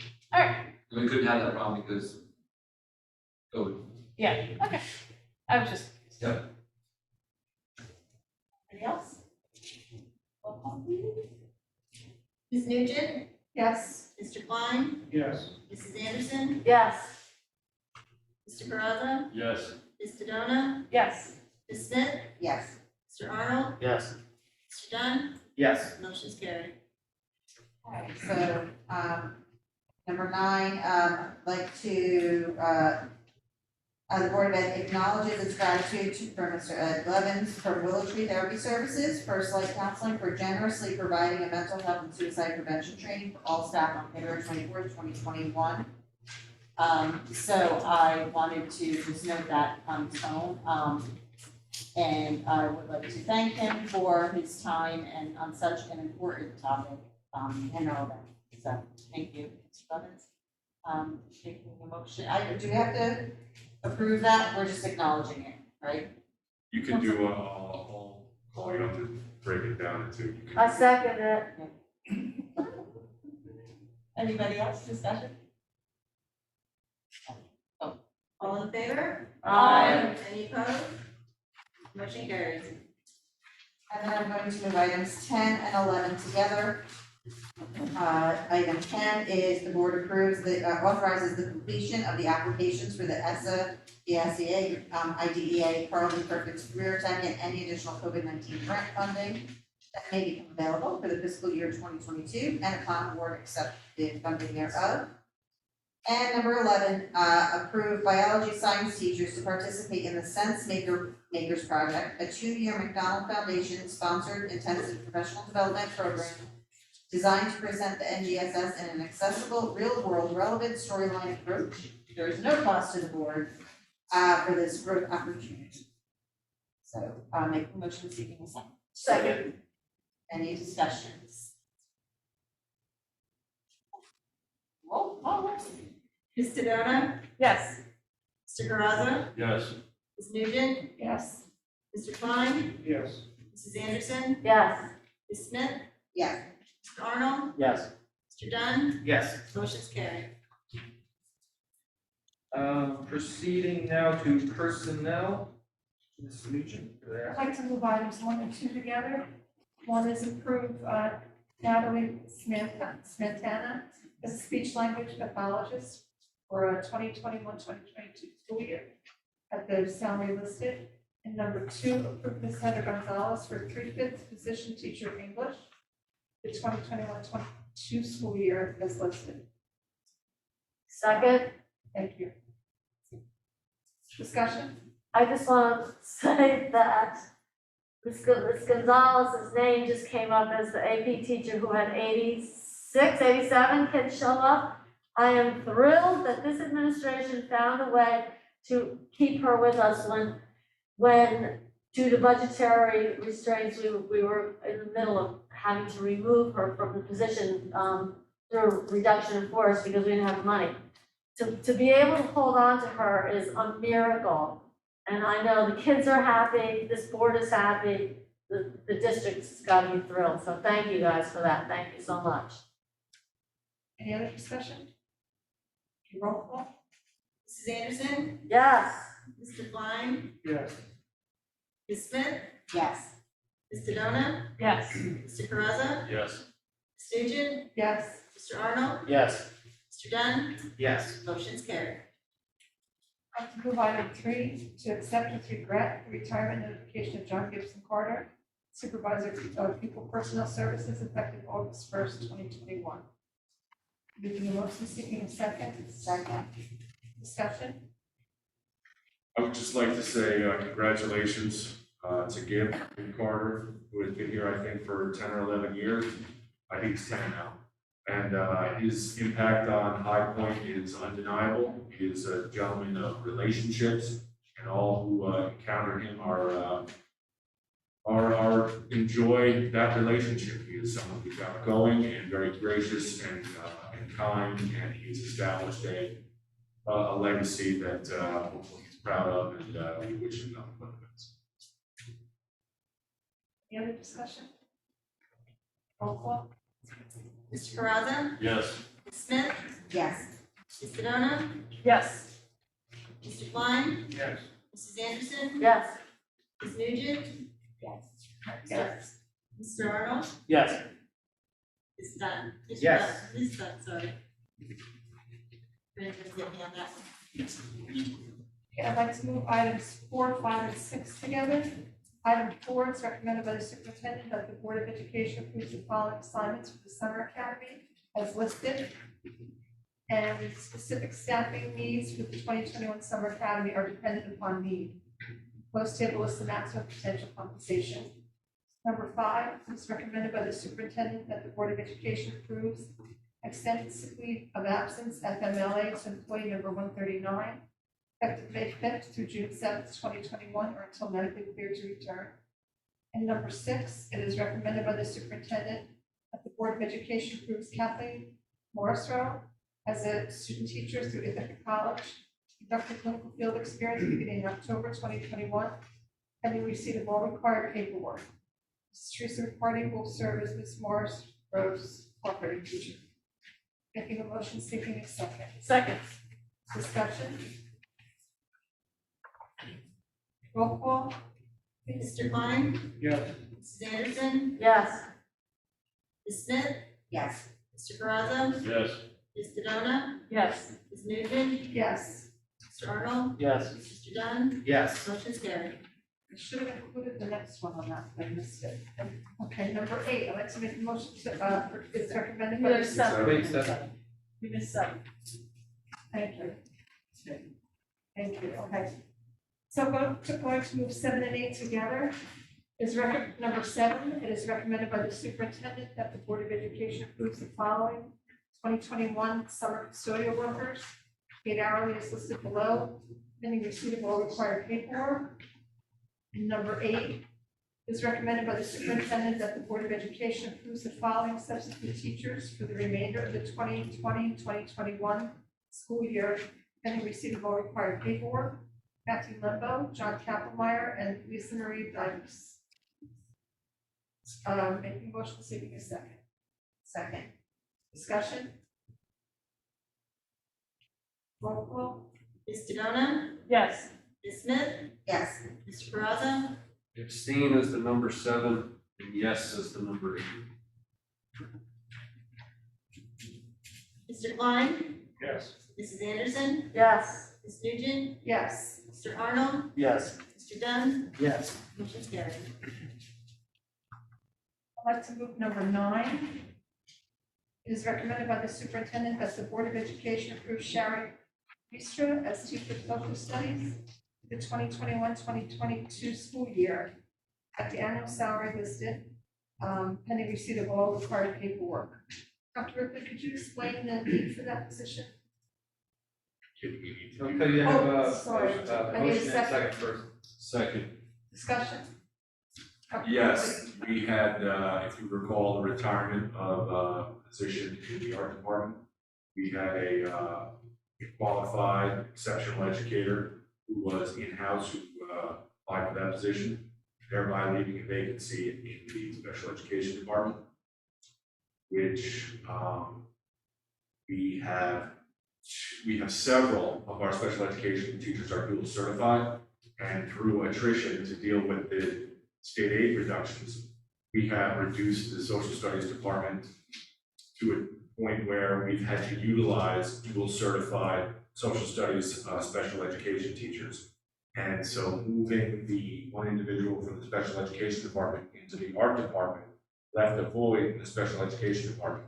So what we're doing is 2 individuals who are dual certified for special ed and social studies will now be picking up those sections in the special education department, thereby leaving a vacancy in the social studies department. And the reality is that this is an individual who was formerly a teacher here, a Spanish teacher. She is also dual certified and is able to teach sections of Spanish if necessary, and would be willing to do so. She's an exceptional educator, and the ability to bring people like Ms. Wesa and Ms. Gonzalez into to the district and to keep them here. We want talented educators, and so to be able to bring her here is a tremendous gain for the High Point boarding community. Thank you. Roll call. Mr. Klein? Yes. Mrs. Anderson? Yes. Ms. Smith? Yes. Mr. Caraza? Yes. Ms. Sedona? Yes. Ms. Nugent? Yes. Mr. Arnold? Yes. Mr. Dunn? Yes. Motion is carried. Now for number 10, do I just say that was eliminated? Or did we consider that? Number 10 is going to be omitted. I mean, Omitted, thank it you. was on the agenda, unfortunately, And it's omitted. Circumstances changed after the publication of the agenda, so it was left on for transparency purposes. Do I have to read it, or can I just move on to the No, I think we don't read it, it doesn't need to be introduced. Yes, I'd like to move number 11. It is recommended by the superintendent that the Board of Education approves the individuals listed below to work during the extended school year program beginning July 2nd through July 30th, 2021, to be paid hourly based on their per diem rates, and the list is on the agenda.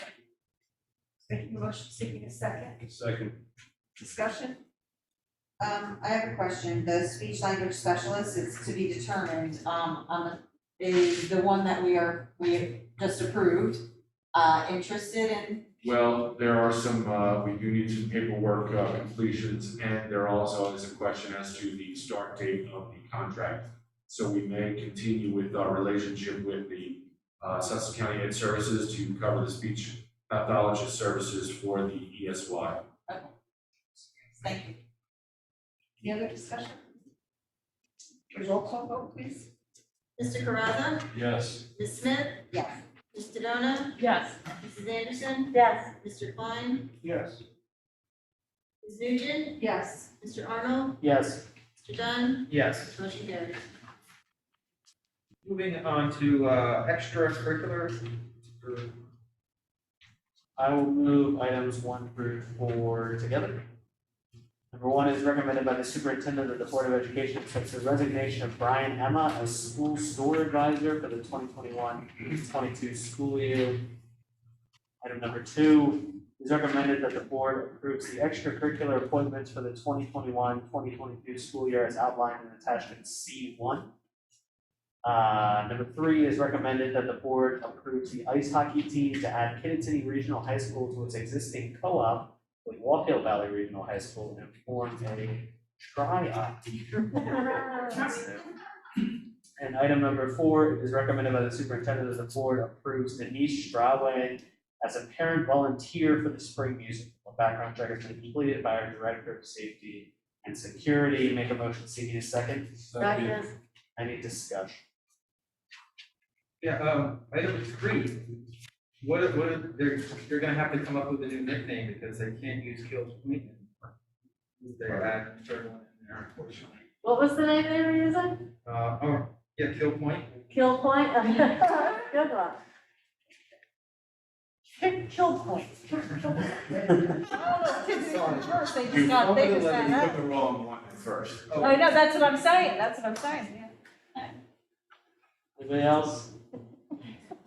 Grace, roll call please. Mrs. Anderson? Yes. Mr. Klein? Yes.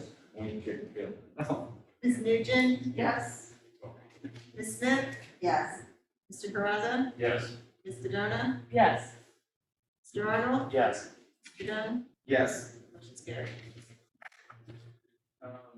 Sorry, Mrs. Sedona, we have no policy items.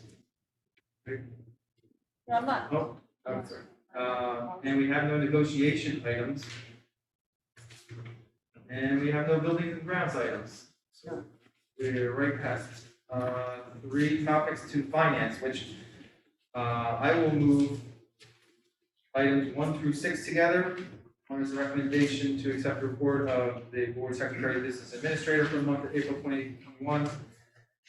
2 is recommendation to accept the report of the Treasurer for the month of April 2021. And 3 is the recommendation to approve the reports of transfers and minimum expense transfer report for the month of April 2021. And 4, the recommendation to approve for payment the attached schedule of audited bills dated May 25th, 2021. Item 5 is a recommendation to accept the adult education agency account, athletic account, cafeteria account, principal's petty cash account, scholarship account, school store account, and student activities account for the month of April 2021.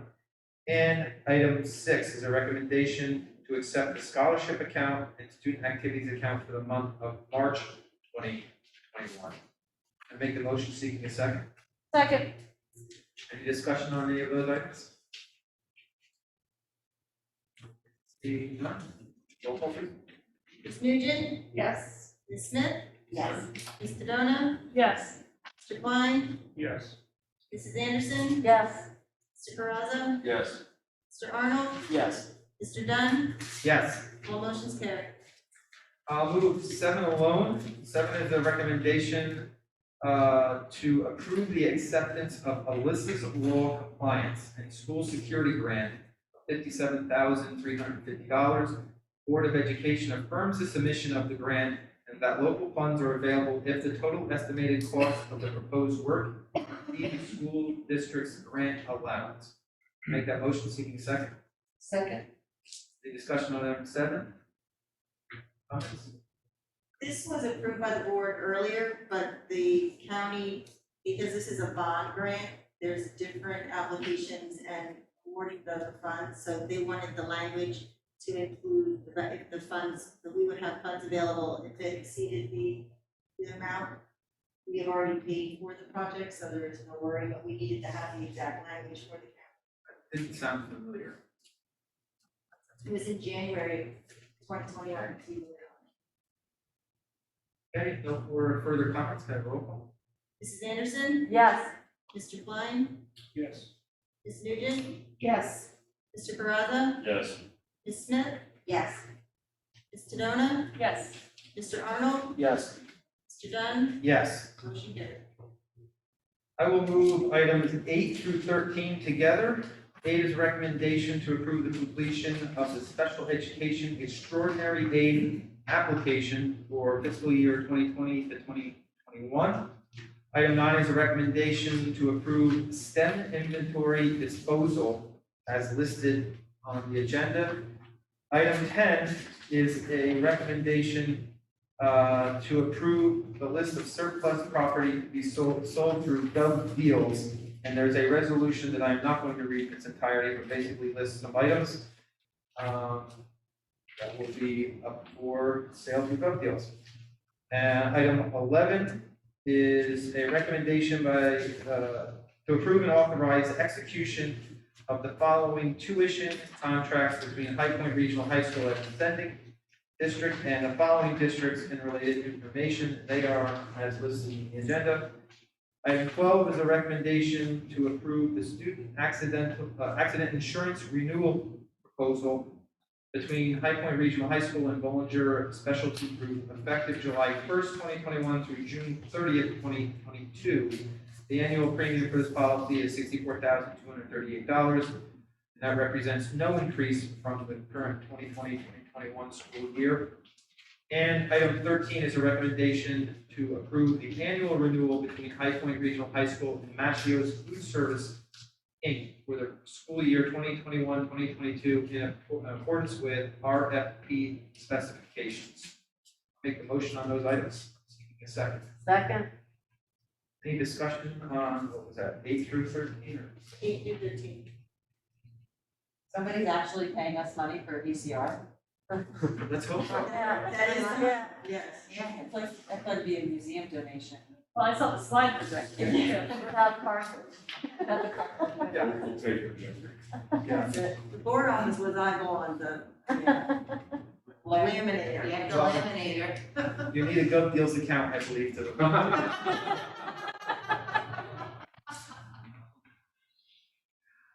If no more comments, discussion, can I have a roll call? Ms. Tadona? Yes. Ms. Smith? Yes. Ms. Nugent? Yes. Mr. Klein? Yes. Mrs. Anderson? Yes. Mr. Caraza? Yes. Mr. Arnold? Yes. Mr. Dunn? Yes. All motions carried. Okay.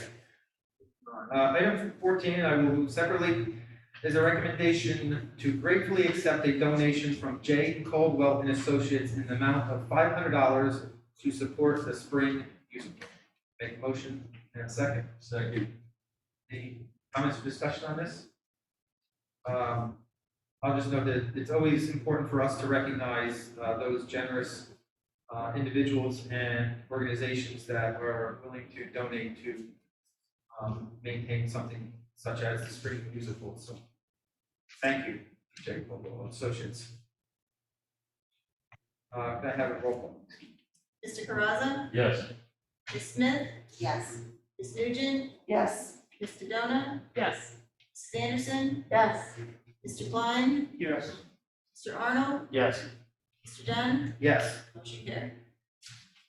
Item 15 is a recommendation to approve the renewal of High Point Regional High School's membership in the School's Health Insurance Fund, SHIP, as written in the attached resolution and as permitted by NJSA 18A:18B-1 at Sec 4, the time period of July 1st, 2021, ending June 30th, 2024, as per attachment G6.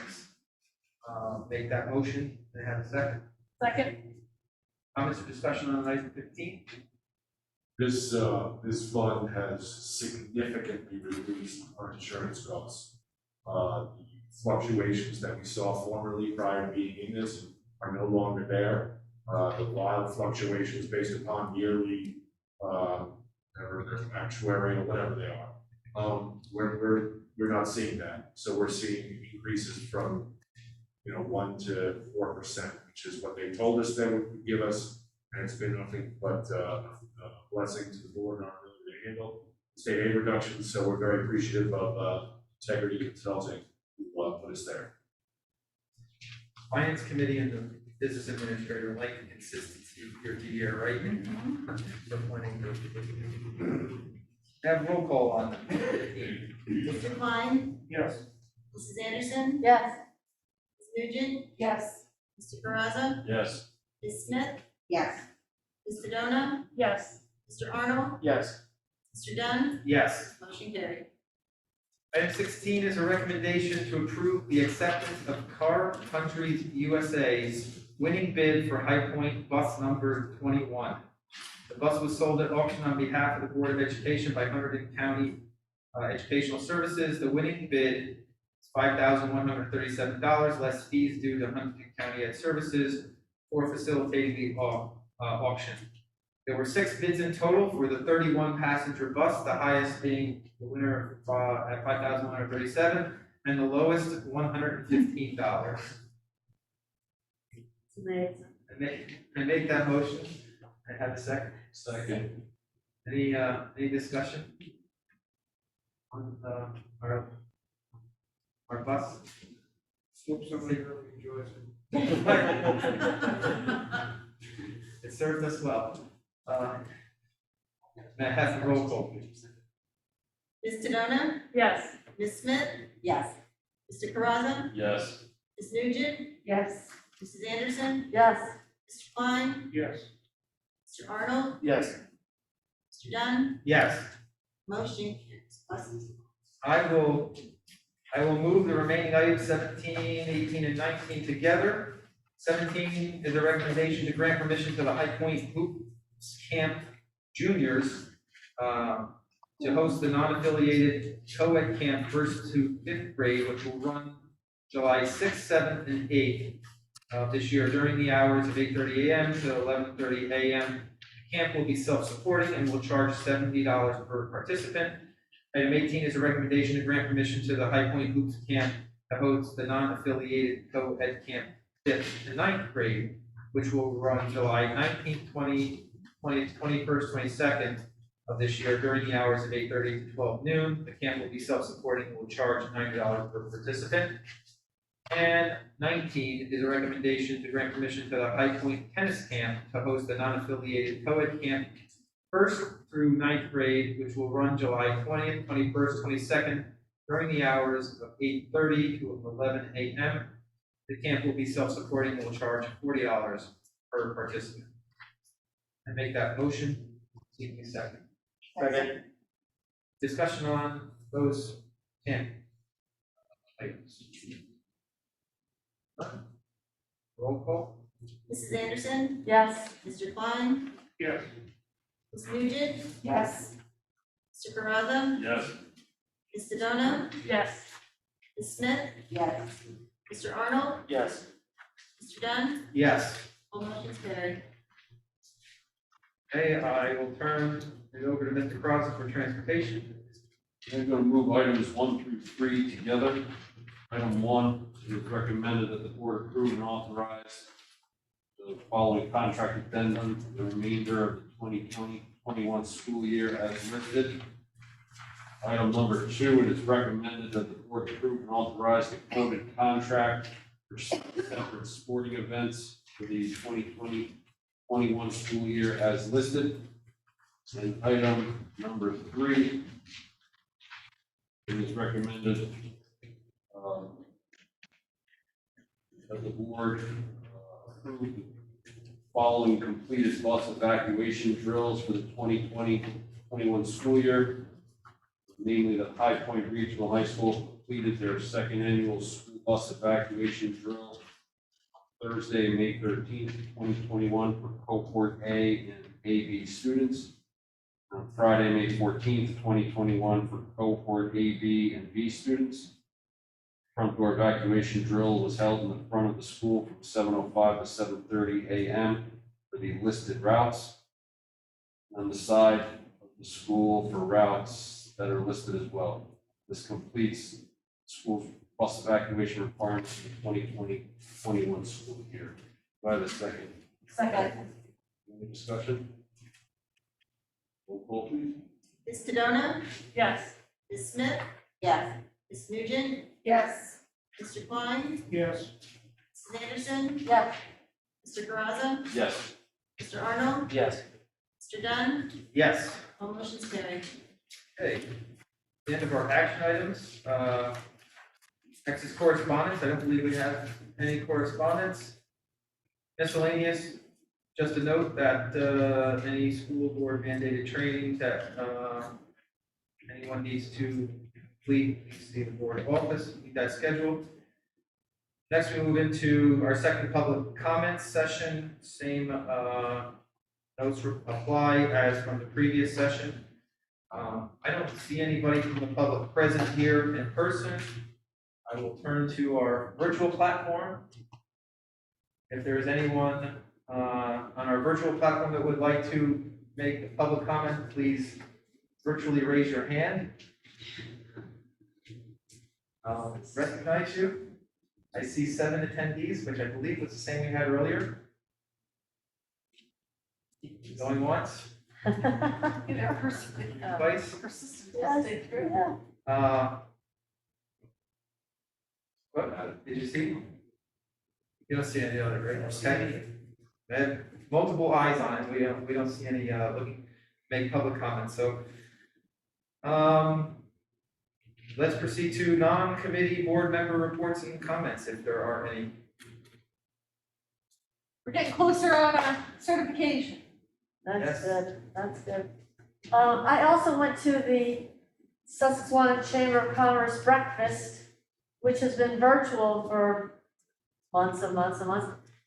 It's held in person at Friendly's in Sussex, and it was wonderful. It is such a valuable group to gather with. The local businesses, both Wantage and Sussex both have somebody from their government attend. The Nick D'Agostino was there from the Sussex School District. I'm a stalwart. I love to go get those eggs when I can, and it's just a great bunch of people that talk about what's going on in and around. I come home with lots of good information about the ShopRite, and they everybody shares. It's really nice. So I'm glad that that's back in play because I like it. I'm personally glad we're back into we can Yes. continue in person. And I don't believe we have any plans to change that for our next meeting, except perhaps Sans Mac. I have a question actually, just popped in my head. When we do the summer academy, are their students are still required to wear masks, correct? As of now. As of now, right, okay. Yeah, you're so good. There are When we go no, outside they can have the luxury of being maskless. did all 4 non-committee board member reports or comments? We have just the informational note under our second other business, about Open Public Records Act, and actually we have had none, so I don't even see the need to read that item. So, we next move to adjournment. Can I have a motion? Motion. To adjourn? Second. Second. Second. All in favor? Aye. Any opposed? We are adjourned. Oh, that's good.